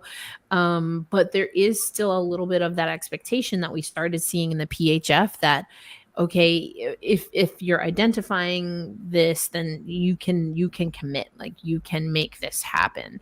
And it's a little less, well, maybe, or like this and that and third. And again, there is money that's been designated in the CBA, or specified in the CBA, that will be dedicated to moving costs and things of that nature, and stipends and stuff like that. So and of course, they're going to take care of any international players' visas and things like that. That's all guaranteed in the CBA. So right now, having that money, which was also part of that other thread, like those expenses and stipends certainly help. Mm-hmm. And $35,000 plus a $1,500 a month salary in Boston, in Toronto, from what I understand, and Montreal, someone said, and certainly any one of the three, or all three combined, New York, New Jersey, Connecticut, that's not getting you far without a roommate.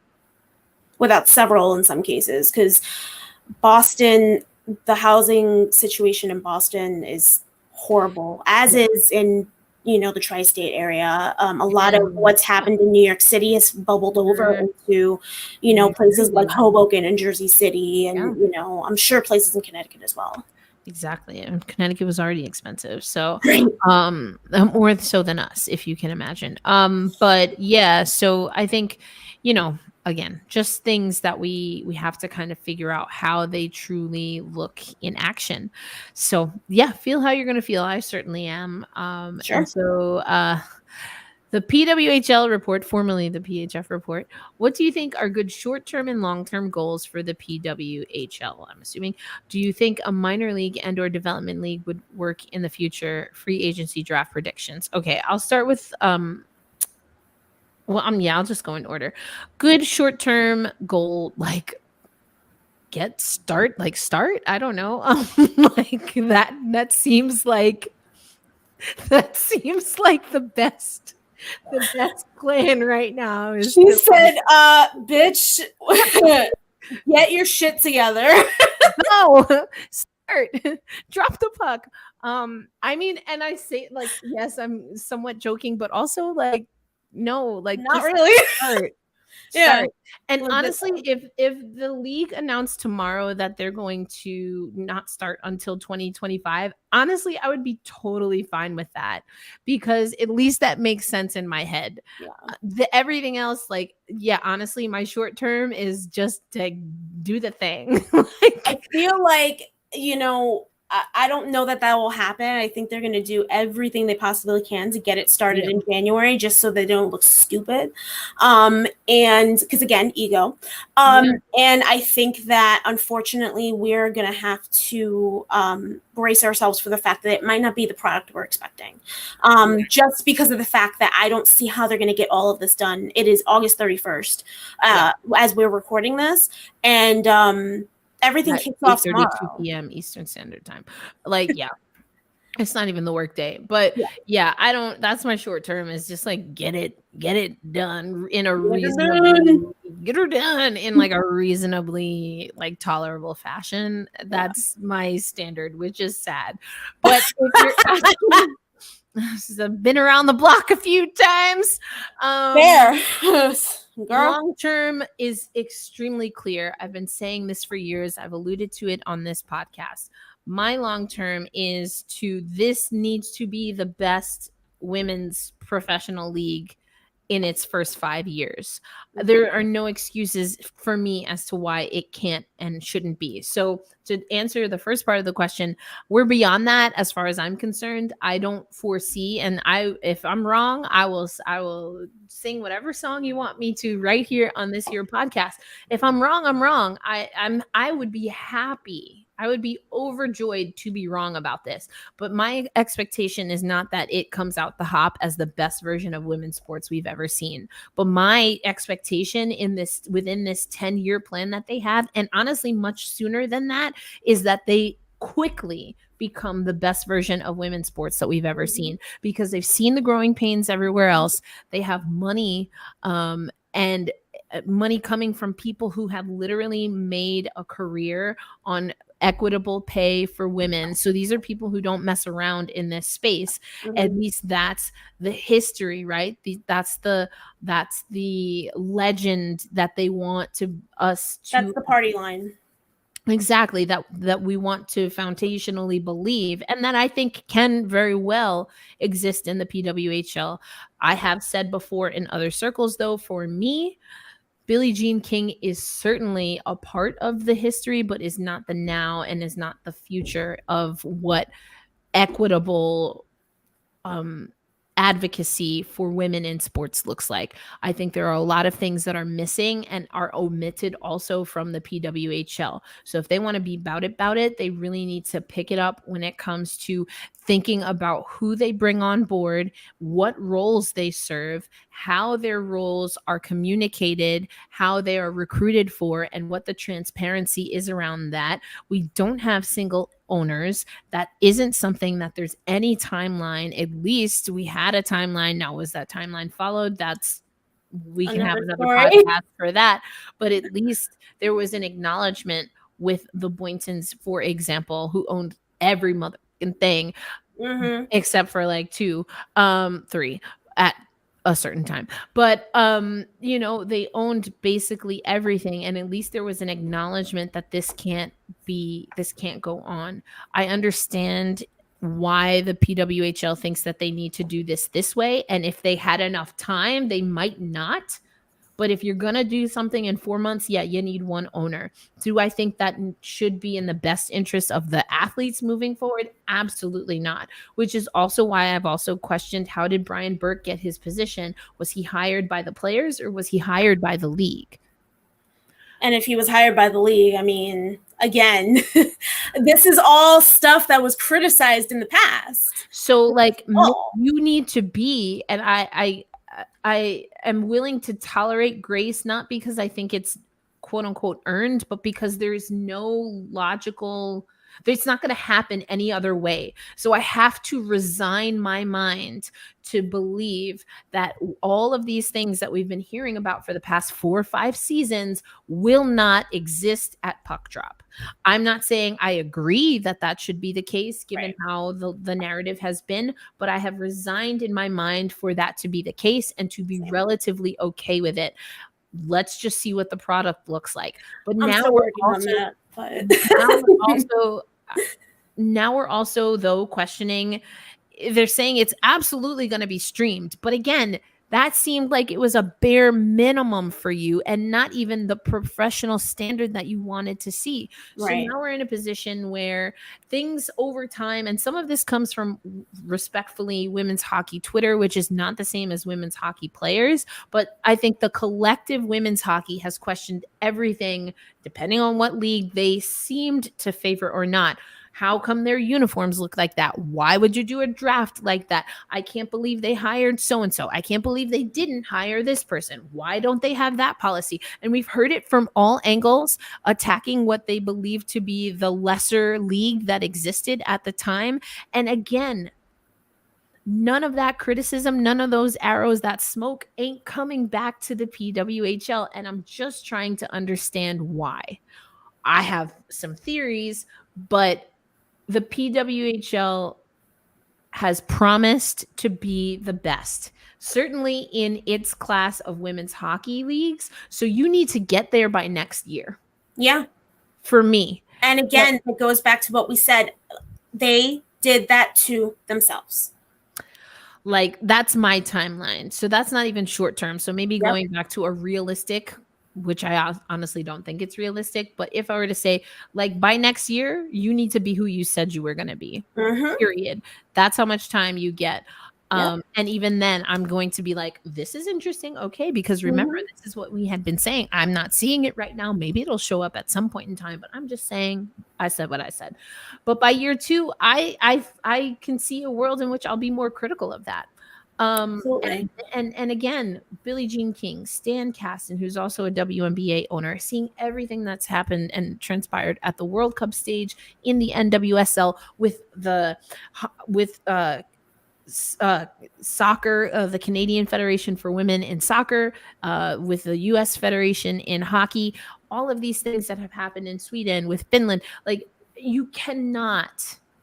And I don't want to see the Players Association lose its teeth in making this about the bigger picture. Because Right. to have a CBA, to have a Players Association, and to not address the glaring problems that are happening in women's sports right now, whether we're talking about transgender policies, whether we're talking about assault. Gender inclusion policies. Sorry, we've been No worries. corrected on that. So Okay, sorry. I fine with me. Gender inclusion policies, apologies. I now have it. I will fix it. Gender inclusion policies, reporting of harassment, reporting of volatile work conditions, reporting of racism. If we cannot have a new women's league that has these things that are like human rights, That's where the bar is. like if we can't have a women's league with Billie Jean King again and her history of fighting for equality and equity, if we can't have that in season 1, miss me with it. I haven't seen the first melanated person to speak on that call on Tuesday was me. True. Yep. And that's why, again, I don't have any beef as far as I know with Brian Burke. I did get very animated about what I saw reported as some of his comments because why would you take the time to say that you hope a woman would hold your role when you could have made that happen today? Mm-hmm.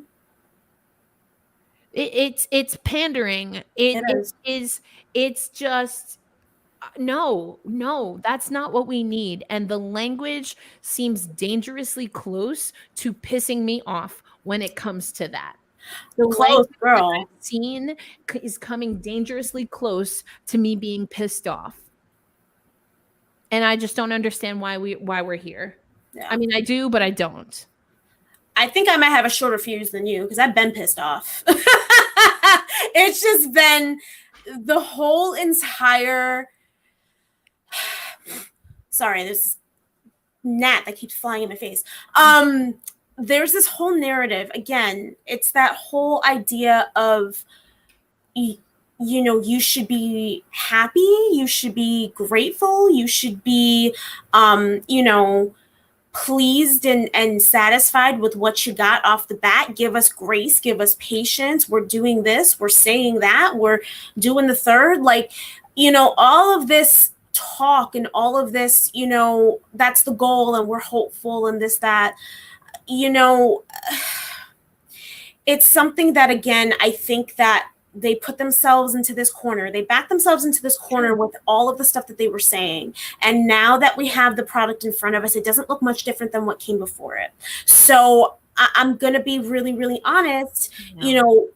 Their first goal should be figuring out how to fix that and figuring out, like you said, be about it. Say, if you're going to say something with your whole chest, you move heaven and earth to make that happen. And to be honest, this is where I want to, I'm trying to toe the line, or maybe I'm just not, I haven't landed on how much I am putting that all of what we're saying on the league or on the PA, or a little bit on both, because I think what's happening and what we're seeing and what is at minimum leaving me with questions and already at the height is got me agitated. I think a lot of that is coming from the league level. Right. And does the PA know, without a shadow of a doubt, what the true relationship is between the PA and the league? Where do things stop with the league? Where do they start with the PA? Because doing the CBA is one thing. That's great. And again, I do think that for whatever reason has been overshadowed by a lot of this news. And I don't think it should be. I think it should be more so at the forefront. But then that comes down to, again, what is the relationship? Did the PA pick its executive director? Does the PA have its own marketing person?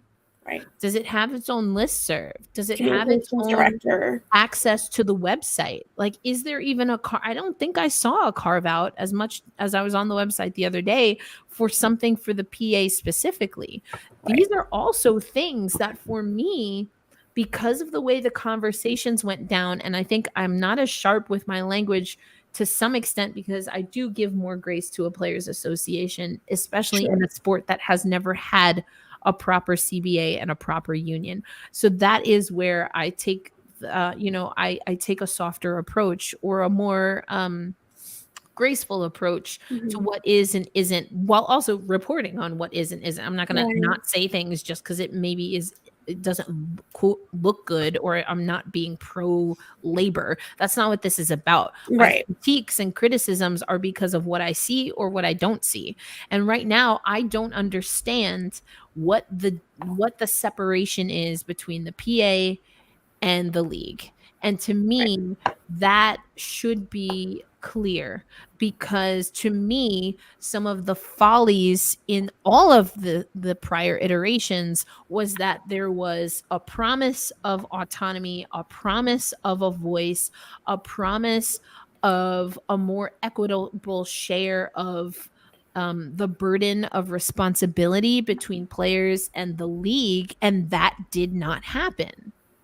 That players were being put in positions, whether it's to sell tickets or to, smooth things over when that's not what they were really feeling or thinking.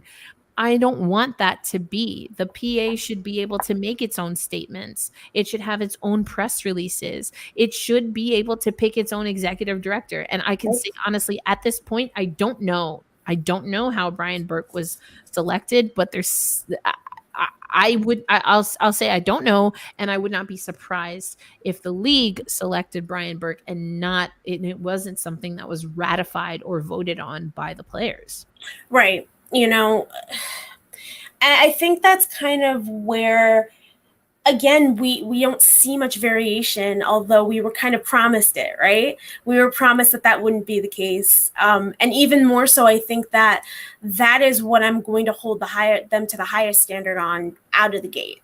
Because again, that was supposed to be, square one, is that this would be more labor friendly. This would be more player friendly.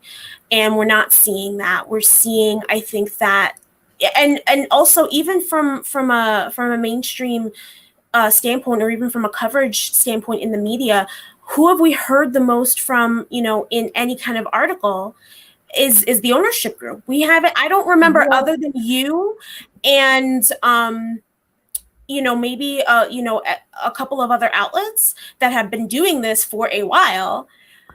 And those are the only ones that have had the player perspective. Well, and I reached out to the league shortly after, and because I knew that I could get in contact with Kaylee Fradkin, because again, she was on this players committee, like for PHF players who had their contracts voided, and they started a group. Yes. And so I was like, well, is this a group? Is this still a group? Like, do they still need to be a group? Like, what's kind of going on there? So I reached out there, knowing that I would be able to, or assuming that if that group was still active, I could get one of those players.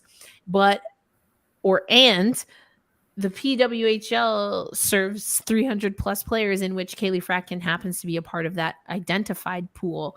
And so I was like, well, I want to know how players who didn't play in the PHF and didn't have their PHF contract voided, what are their thoughts? What are their understandings of this? And so in going through the league, it took a few passes to even get an understanding of how to request a player. And there was some language that was like, well, it's a little bit dicey right now because the league isn't the players association. And so at least that is true. And that's actually one of the areas where your PA and the league should probably be coordinating, right? For interviews, because you used their name, likeness, well, not their name, their likeness and their voices in a promo. But then we don't know how to get in touch with them when media wants to ask them about this groundbreaking announcement of a league. Yeah. Players' voices are not, so that was it just a miscue? Is it an oversight? I mean, it just is one of those things that, again, you're kind of expecting, because of the way the narrative went down, for those things to be defined, and for an executive director perhaps to make sure that there are ways that players can be identified for media opportunities, specifically with the league. Like, why didn't a player talk on the media call? Yeah. And there were players in there. There were, yeah. Liz Knox was in there. I mean, there were a bunch of people Schofield was in there. Yeah, like, why didn't we hear from a player? That's just, again, it's very league centric right now. Is that for a good reason? That I just don't. It's possible that there's a good reason. Maybe there are things that they're waiting to get aligned. It just is odd to me right now. Yeah, I don't like it. To be real honest with you, I don't like it. I don't like it. I don't freaking like it. Yeah, I really don't, though, because it's just, again, it's flying in the face of all the rhetoric and everything that we've been kind of been told this entire time. Yeah. We don't know if Burke. I don't know if Burke is a volunteer. I don't know either. I have asked about dues. They have not revealed that, but they are dues card carrying members. Can't say how much money they raise, but again, these are all details that have not been offered to us that would make a lot of sense to be shared. And is that onus? Is that on the PWHL to share how much the PA dues are? No. That's where you need a functioning PA. You are paying dues. You have a CBA. You are a proper union. You need to also have representation that is going to do just that. Represent you. We haven't seen a statement come from the PWHL PA. How are the players? I haven't seen statements that have come officially from players. Coming from the NHL, though. All 5 lines of it. These are things. Maybe it is the same statement. I don't know, but you didn't even bother to do that. Like, these are things that, again, the labor movement. I've always agreed with the labor side of what the PWHPA was doing fundamentally. I've always agreed with that. The attachment to the NHL, the not believing that what was existing at the time was good enough and some of that work could be done there. That's where my disagreements over the years have lied. And so the labor movement has always been central and has always been something that I have supported. But right now it is on the back burner. It is the reason that that Stan Kasten and Billie Jean King are even in hockey. Where were they? They could have done this years ago. Exactly. But they got on board because of the one league movement that then morphed into the PWHPA. And again, it's just so odd to me that part of the history, even if you don't want to talk about the CWHL, the NWHL, or the PHF, why are we losing track of that? I think, again, I don't know if it's because they want to avoid criticism of that. That's the only thing that I can really think of. I mean, other than, of course, ownership wouldn't necessarily want to, highlight that the players are kind of the backbone of it. We've seen that in almost every pro league, right? As much as we hate to admit it, that's kind of always been the party line when it comes to any kind of league ownership. Correct. And all the more reason why there are narratives that are in, maybe they were likely said in good faith. You've mentioned this a few times. Yes. Likely because I want to make clear, like that's it's not coming from. This is not coming from hate. We're not over here being haters. Like, we're just making very logical. I think we're being more reasonable than certain other people on the topic. And again, this isn't to throw shade, although I kind of am. But I want to make it so clear because I feel like a lot of that narrative has been twisted. Anytime somebody is even remotely critical, it becomes twisted into something that it's not. It deflects away from the legitimate criticisms that people may have of the PWHL and how it's operated to this moment. And it turns them into, well, look at what came before it. do you want to look back or do you not? Do you only want Yeah. to look at the bad, or do you want to acknowledge the growth?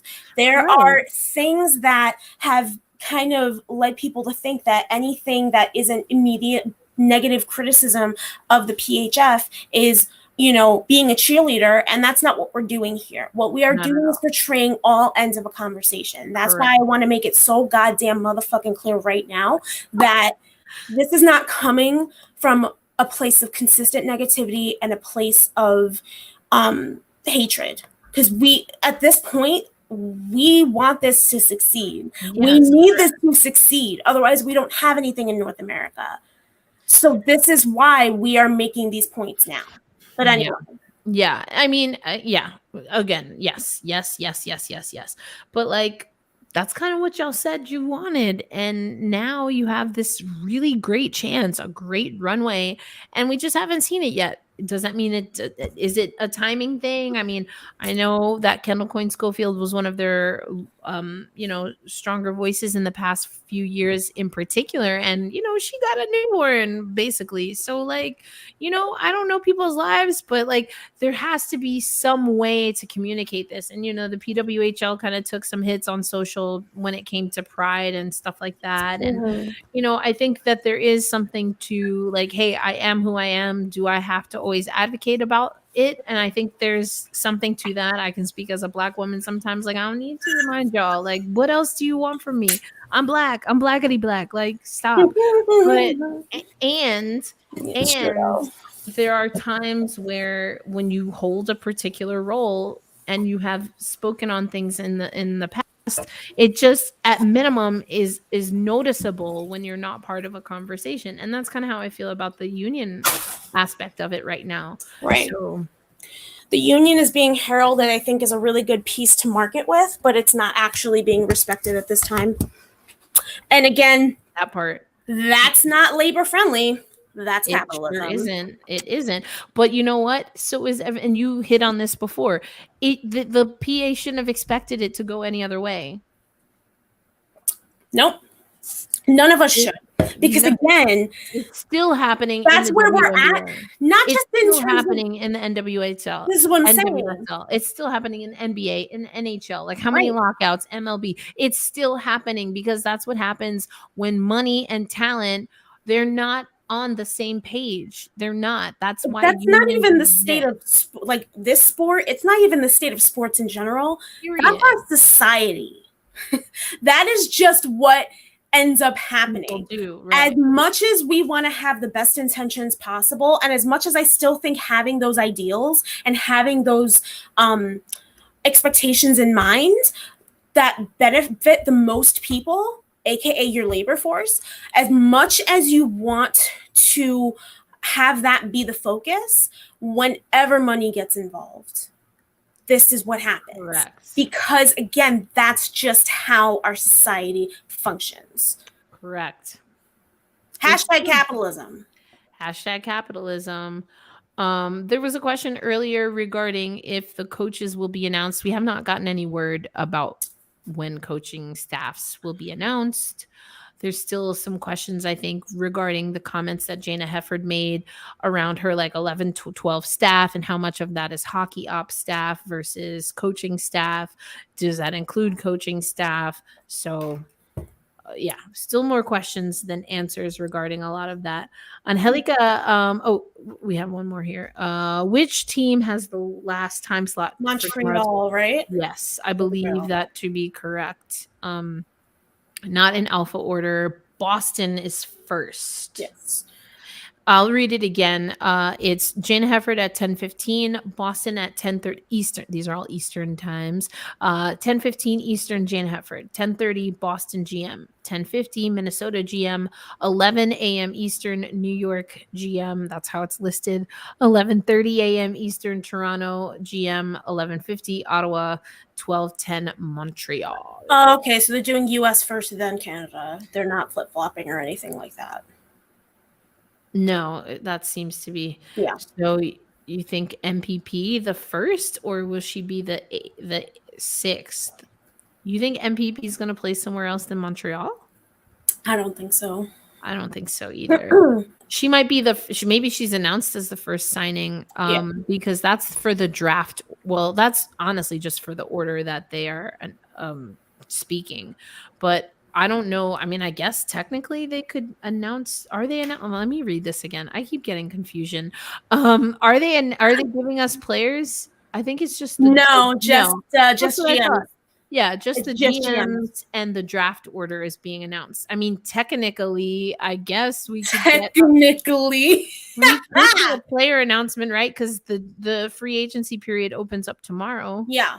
I mean, so I guess I don't think that the GMs are going to be announcing any signings. I don't think so either. Don't think so. I mean, but who knows? I mean, stranger things, right? Like starting a league with 4 months to go. It's fine. But I love us. I love us so much because continue to go on the record. I think that this timeline is absolutely batshit. Bonkers. It's bonkers. It's batshit. And if they make it work, kudos to them. I will, like I said, sing any song you want on here because that to me just the math and the sense don't make no sense. That's just me. But I do crazy things all the time. And sometimes I'm successful and sometimes I'm not. And I never have had all the bankroll that these folks have. So maybe I'm just thinking in my own head, in my own limitations. So we'll see what happens. Anyway, I think we did what we came to accomplish. I think so too. I think, and then we gave some of our usual little spice as well. Of course. I don't know that we answered all of PWHL report's questions, but there was a question on I didn't answer the third question. We didn't get into minor league development system. Honestly, I have thoughts, but yeah, we're gonna need another pod for that. I think that's a whole thing. And the free agency draft predictors. Well, you're just gonna have to stay tuned. I know we threw out some names earlier, so we talked about that, but I can tell you who I would sign first. And if it were me and I'm picking first, especially if I'm the Toronto GM, I'm taking Sarah Nurse. That's who I'm taking. Just have your national team rosters handy. Yeah. Not Gunsmith Cat 74. After 2 hours, I sure hope so. Excuse you. Aunties like to talk, okay? You're welcome. Wait a minute. Yeah. You were here the whole time, so you're very welcome. Thank you so much for staying. Part. I mean, that's what I got from that comment, but you're welcome. You're welcome. We bring you the content. You're very, very welcome. Yeah, I say that's who I would take. You're talking about the MVP of the Olympic tournament, has been absolutely crushing it and showing that she can be a very versatile player as a forward, whether playing center, whether playing on the wing, whether playing up and down the roster. That's what she's had to do. I mean, I've talked to Troy Ryan a lot about Sarah Nurse over the last few years. And so not only does she represent Team More Melanin, but to me, she's a player that has already reached an elite level and consistently shows that she is not only capable of, but is willing to evolve her game. And I'm here for it. So I would pick Sarah Nurse absolutely first. And if she doesn't go first, then you need to have Jenner. Like, Jenner has been crushing it in competition. Natalie Spooner made a really excellent comeback from her maternity leave. Like, those are just some players that I see. And I only talked about Canada. I think if you look at the US, some players that I would like to see, I mean, I always like Abby Rock's game. I don't think the U.S. has always appreciated her game. I love her game. I freaking love Abby Rock's game. Like, Abby Rock, to me, I said we were going to get into it, and then here we go. So much fun to watch. She, is like a 2.0, like a modern version to me of like how Dex plays. But because like Dex was just sandpaper, like all sandpaper, like not F-withable. I always get that wrong. You know what I'm trying to say. Don't mess with her. But there's a little bit more finesse, I think, with Abby. I think Abby is the kind of women's hockey player that's going to be really great when this league does get its life together and is playing on, like, prime time network TV. Like, Abby Rock is appointment viewing, in my opinion.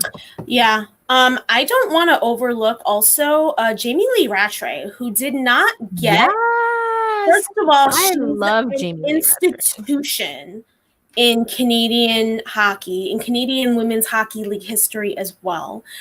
Let's go Markham Thunder. They won the same Yes. year the Riveters did. That was a good year. That was a very good year. Yeah, And I love that you said Rattray. And she honestly, like, she definitely didn't have the most ice time during Worlds, but she made every hella efficient count. Every single shift counts. She's probably one of the most efficient, if not the most efficient player on Team Canada during Worlds. Come through. See, now I said I wasn't going to talk about it, but now I'm thinking, because not only do I not want to leave out Europeans, but also there are some, I love Team Czechia. I think we all do. Team Czechia. Like, I've been down with Team Czechia for a minute now, because I love Katarzyna Mrazova's game. I've loved her game since her first stint with the Connecticut Whale.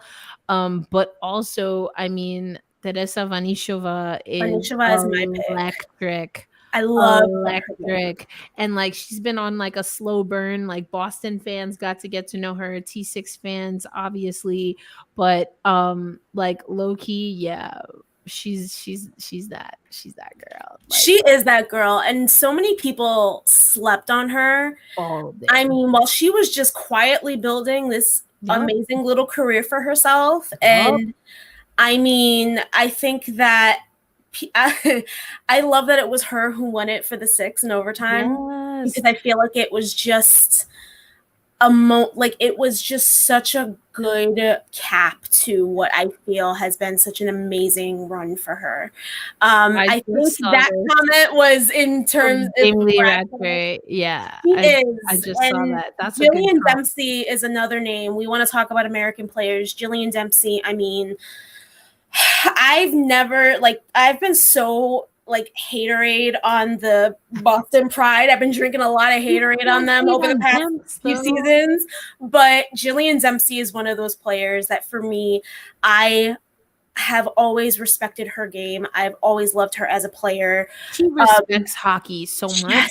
She like it's sometimes hard to quantify that or to explain it, but the best way to explain someone who has so much love and respect, because not every athlete respects the game that they're skilled at. That's a whole different, and it's not just about how hard you work, but, like, I get the sense that Dempsey is the type of person that if she wants to show you respect and reverence, she's going to give you every fucking thing she has. And that's the kind of player that you love to see, because as soon as the whistle blows, the time runs out. It's off the shoulder, but that's how free and how fully she plays hockey, and she has enough respect to go at it on the ice, but also know that at the end of the day, it's a game. She's so humble. Her humility, it's just a thing of beauty. It's absolutely beautiful.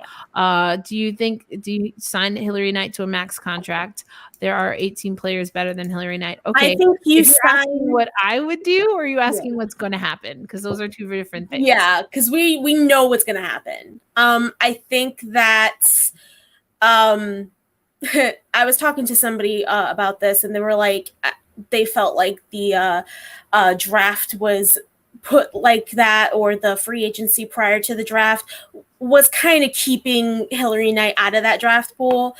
And honestly, you sign her because she's Hilary Knight. She, at this point, I think, has been,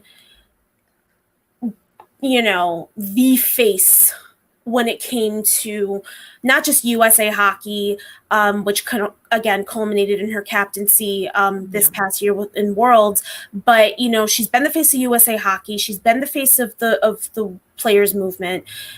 she is who she is. So you don't sign her because she's the best. You sign her because of the cachet she brings. That's kind of like what we were saying about Casey Bellamy and her contract. And her contract being up there. I was very glad to see that Taylor Gerard and Kennedy Marchment, before the PHF was acquired, were able to renegotiate their contracts, because as much as I love and respect what Casey Bellamy has brought to women's hockey, Kennedy Marchment and Taylor Gerard deserve to make, they deserve to make more money, I thought, in the PHF at that time than Casey Bellamy. Going off of the work that they put in, Casey Bellamy absolutely deserves to make bank based on all of the time that she put in. And so Hillary Knight is kind of in that boat for me. Right. But then now I'm thinking, hell yeah, Taylor Gerard and Kennedy Marchment need to be scooped up on the immediate. Hell yes. I will flip tables if they do not go. Kennedy Marchment, I mean, and Taylor, I mean, I love them both. I think their game is just top notch at all areas. They are like one of the most complete players, and they're two of the most complete players in the game right now. Together, like, stop. Yeah, like Marchment not either getting signed, toward the end of the initial free agency, or going like top 10 in the draft is a travesty, because that is one player that, like, you watch her on the ice and it's just like, she's so smart. She's so goddamn, like, creative. And then Gerard's speed, her finish, like, both of them on either special teams. I mean, you know how rare that is to have some of your top build players also be freaking bomb as hell on the penalty kill. Yeah. I need them to sign. I need them to sign on the immediate. Thank you very much. Same with oh my god, who was I gonna say? I have a feeling we're probably going to see Brittany Howard or Lauren Gable or both of them go fairly high as well. At least I would hope so. I hope so. I mean, again, and we'll see where the GMs, if Kingsbury is announced as is expected, very curious to see how that plays out with how many Hockey Canada players we have going early. Although the markets are mostly in the United States, it seems like most operations are running from Toronto and coming through Jana Hefford. So, we'll kind of see how things play out there. Someone earlier had mentioned Michaela Grant-Mentis, and MGM I think is going to have a tough go. I think so, just based on her last season.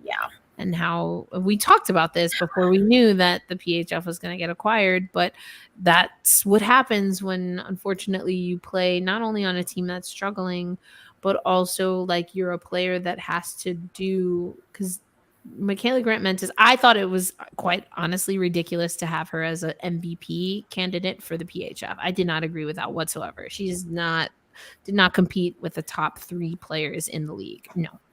She wasn't put in a position where she could be. That's not, but see, those things are not, I don't think those are two separate things. She even, like, no, she just, her numbers were not. No, they weren't. I'm not disagreeing with you. I'm just saying that the position that she played, her most successful seasons were when she played wing. And she not only had to be top center for the Buttes, but she also was playing a hell of a lot more defense. And she was on, which I'm sure she was on special teams like the PK. I'm sure I've seen her on the PK for Toronto, but she was playing a lot more of that role in Buffalo as well. So she did have to play a completely different role compared to what we saw in Toronto. So, but you're right. So I don't know. It's going to be tough. It's going to be tough. I think so too. And it breaks my heart, because I really do think that she is always kind of been given a little bit of a raw deal from, like, Hockey Canada, but that's another thing with this league really skewing to national teams. Let's remember that Blake Bolden did not have a long stint with the national team. Sure didn't. Barely anything. Madison Packer, nope. Yep. Kennedy Marchment, Taylor Gerard, Haley Skamura got into the national team by way of the Buttes. So for this to presumably skew very national team, not uncommon for what we've seen in women's leagues throughout the years. Right. I would argue, though, that in 2023 and with women's hockey leagues existing prior to this one, you don't have to, and you probably shouldn't bank only on that, because what do we definitively know? That there are people that will watch the World Cup, more so the Olympics, that will never set foot into an arena where those same favorite players of theirs during that tournament are playing in a domestic league. That's not just a women's sports thing. We have seen, if anything, case in point, Nebraska volleyball. Right. We see women's sports fans consistently show up for their favorite players, regardless of if they're on a national team. And even if they are on a national team, that national team doesn't have to be a North American national team. Sure. And there are superstars in women's sports at that level. But the drop off for all of the mainstream fair weather type fluid fan folks, they don't come to these leagues. Right. And you want the NHL help, but a lot of people don't even see the NHL as a top 5 league in this country. No. So I think that you need to lean into a little bit more of a hybrid model and find who the fans are going to. Is CJ doesn't score goals, right? Mm-hmm. But is a fan favorite. Everything tells you in all sports that offense is what gets people fans. Right. CJ hasn't ever scored a goal. Right. And is a top 3 fan favorite. Right. And I mean, in a season where they weren't even starting, that is the impact that she's managed to get, in just 3 seasons of being a PHFer. And again, like, we know that. We talked about the whole Ovechkin and Crosby and other people thing. Like, intrinsically, we know that. But more often than not, we default to something very strange when it comes to women's sports regarding how much do people have to be the best player? How much do they have to be the marketable player? And then are there things that if they are X, Y, or Z and they happen to be, broadly speaking, good looking or, a tolerable face to promote, and they are somewhat decent at hockey.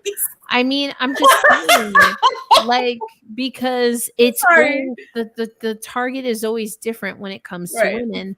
And then there are still some people that if they are non-binary, if they are queer, that's like, nope, can't do that because Russia, like, I don't know. Well, and that's the thing, unfortunately, we have to think about now, because these are real conversations that we have in hockey. Yeah, and we didn't necessarily have to have them before when it came to at least professional women's hockey as it stands now. But now we have to, because of the fact that they are hitching themselves to the star of the National Hockey League. We have to admit that. They are trying to hitch their wagon to that star. And that is going to bring issues. Yeah, I saw someone in the chat say, "Oh, maybe they'll start on MLK Day," and I was like, "F the F they will," because you know what I'm not ready for. I am not ready to be mad on day one puck drop when these mofos don't say a damn thing about Martin Luther King Day and miss an entire opportunity to promote equity in the second month of their actual league because nobody wants to talk about Black History Month. We have to talk about hockey is for everyone, except we're not going to talk about Black people, but we'll still have a Pride Night. We might, have celebrate the Lunar New we'll Year. have a Pride Night if people aren't, protesting, or if people think it's marketable enough for them and not going to chase other fans away. Come on. Like I'm mad in a way that I've had to prepare myself to already off the hop be disappointed when it comes to that.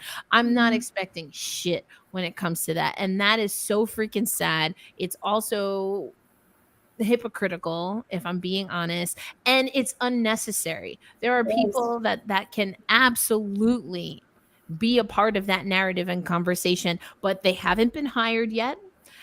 They haven't been promoted as part of this league in any real way. Sarah Nurse was a part of the players' executive committee because Liz Knox provided that seat. Brian Burke. Liz Knox said, take my seat because this is important. I will find ways to be involved. So you want to talk about, legacy. You want to talk about realness. You want to talk about, with your whole chest, walk it like I talk it. Those are things that you can talk about, but we won't because this is hockey. And even though we had one individual that saw that, and it was still, and if you ask Noxie about that, it's not necessarily something that she feels should be celebrated. Right. That's not the point of the story. No. The point of the story is that she eventually realized what was happening and had the audacity, the guts, the faith in Sarah, which again, how are we doubting Sarah Nurse? But also the humility to say, I'm going to find my way to be a part of this thing no matter what. But and the fact that it's another woman doing it, it just goes back to that whole idea of taking care of your own. And, the fact that it's always, almost always other women who are relinquishing that spot. Queer women, women of color, that we have to identify those things, and then no one follows in suit for us. It's absolutely, it's like that whole New York nice versus like Minnesota nice. It's like, oh wow, that really sucks versus what the fuck. But like you a dumbass, but you know what? I'm gonna help you because nobody should be out on the ass like this. Exactly. It might be your damn fault, but I'm not gonna leave you here. Exactly. Well, we learn as they carry your shit up the stairs. Like that is that is New York nice. We're not nice, but we're kind. We're not nice, but we're not going to be assholes to you. But that's exactly what it is. That it's such a clear parallel. It's that, we're willing to put aside, what, I really want this position. I think I could do a lot of good, but I'll figure it out because there's somebody else who really should have this seat instead of me. Versus, oh, wow, I really want there to be a woman someday in this seat that I occupy and may or may not have been delegated by the league to take this position, thereby not even letting the players have a say. But, I really, really wish there could be a woman in this. That bothered me so much. I don't know that I'll ever be over that because we see that shit all the time. Oh, gosh, like Derek Fisher, how did he get his job with the Sparks? I mean, we could go on and list people in the NWSL who on the merit, right? And even if we're being honest, when it comes to national team players, that on the merit of whatever, who someone decided in a room somewhere, and there's value to that. But then when you can't back that up, and when your team is losing, or when you backed this person that can't get the job done, or you back this person even though people told you like, hey fam, like I think you need to look into what they did here and here because it was a problem. I'm not saying it's still a problem, I'm just saying you might want to look into that. And then they're shocked and awed when there are reports of abuse, when there are all these other things happening, when if you had listened, if you had just taken a minute, if you had gotten outside of your ego, and if you had paid attention to the landscape of the sporting world, no one's gonna tolerate that. You want to talk about grace? If any of that foolishness, and this is, let me be crystal clear because I don't want nobody coming at me. I am not accusing anyone of anything. I don't have any insight or intel as to anyone who is involved that is problematic in any way. What I am saying is, in this year of 2023 and beyond, if you are going to start a brand new sports league, hockey league, women's sports, women's hockey league, and you are not thinking explicitly about how to protect players, fans, and others from sexual harassment, sexual assault, or blatant racism, what? Where have you been? I mean, and again, like, it's, yeah. I mean, again, it goes back to the whole idea of like, you want to be seen doing something, but you don't actually want to do it. You want to get the credit, but you don't want to get, or you want to deflect, or you want to, you know, obviously versus action. Yeah. And it's just like, I was going to say something else related to it, but it's just, it's frustrating because I feel like, you know, whenever that kind of stuff happens, it's like, if you had just, this is why I say, this is what I was trying to say. This is why I'm saying, like, last night I tweeted about how cancel culture has been warped into this thing that it just isn't. And cancel culture, as people want to use this phrase, does not mean that somebody is not being able to get opportunities. Cancel culture doesn't exist in hockey at this point because of the fact that we're seeing the same 10 men get rotated around the same 30 teams, 32 teams. You know, we want to talk about, you know, well, cancel culture this and cancel culture that, and, you know, that sucks. Okay, but you're not looking at it in terms of, you know, what am I trying to say? When you're talking about, you know, that situation, it is something that you need to look at. How are they getting canceled? You know, how is somebody actually getting canceled? Is it that they're not getting the opportunities they're not getting the opportunities they once were?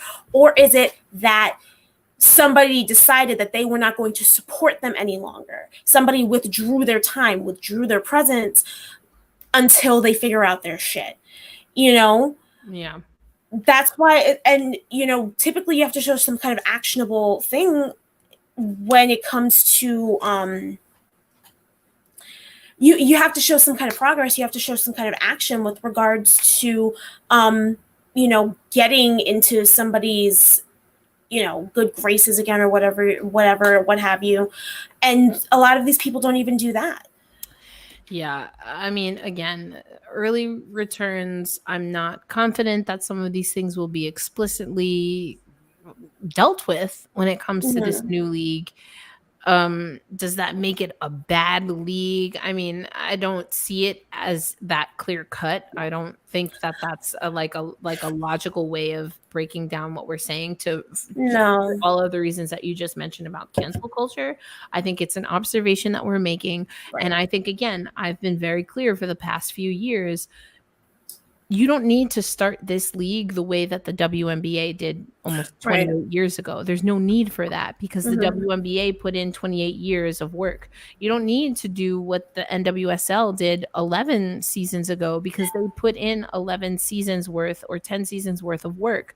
Why wouldn't you learn from that, let alone from what we've been talking about all this time, that there have been versions of women's hockey that have tried and succeeded to a certain extent, including the one that you acquired. So why wouldn't you? It's just good business 101 that, you know, the eggs are always tweeting at me about.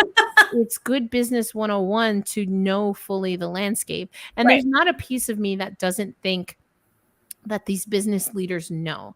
I think that they just don't see any value in adding that to their narrative. Yeah, and that's so disappointing. Because especially when you consider, like, I don't know so much about the working relationship, but at least the on the surface relationship between, say, the PHF and some other leagues like the W, like the NWSL, you know, some of the collaborations or crossovers, if you will, with you know, with players coming to games, from WNBA players coming to, PHF games or whatever. that level of collaboration, that level of mutual respect can go such a long way into strengthening everything. Because I mean, you know, the NWSL and the WNBA have their PAs and they have their players and their faces who will go as hard as they can to make sure that their rights are protected and that they, you know, are able to get what they need to get from their employer. You know, I think that there's a lot that can be learned there. Not only that, but also in terms of the marketing. A lot of fans who watch, who will watch the PWHL, a lot of them are already going to be women's sports fans. We see so many of them in the comments right now. Again, Maddie watches, you know, NWSL religiously and, you know, loves her team. A lot of those fans can see something like the PWHL in a collaboration, let's say at, you know, an early season or late season or preseason exhibition, whatever game, and be like, oh, there's this professional women's hockey league. Oh, they also have a, you know, let's say at a Gotham game. Oh, wow, they play here. I'm going to go see a game. All of a sudden you have all of these crossover fans too. I just thought when I heard that and when I heard Stan Casting go from trying to answer that question to then all of a sudden being like, oh, the NHL support. I'm like, we didn't ask about men's sports for a reason. Yeah. There is a huge reason we didn't ask, and it has everything to do with the fact that women's sports leagues collaborating is always going to be a good thing for the athlete, for the fan, for your business. Yeah. Because again, you're entering women's sports. Right. Respect in a very different capacity. Yeah. Yeah. Like respect it. And it had to be in part because y'all mofos didn't want anything to do with us. And some of y'all still don't, but I digress. But you're not wrong. Yeah. All right. We're going to wrap this thing. But what we have coming up is, and I do want to kind of get into a little bit more in our next few shows, what we think about you know, what the draft is going to look like, who we think will go first. But we're also going to walk down memory lane because that's what we do here at the Founding Four Pod. We are always going to hold space to talk, especially about the league, which is where we got our start, but bring it back even further. So for the next few times that we're going live, we're going to focus, as we promised from the Take the Ice documentary live stream, but we're going to talk about the first 8 seasons of that league, and we'll do 2 seasons at a time, or at least we're going to try to cap it. Who knows? I mean, because we're on here for already 2.5 hours. So we go for the long content.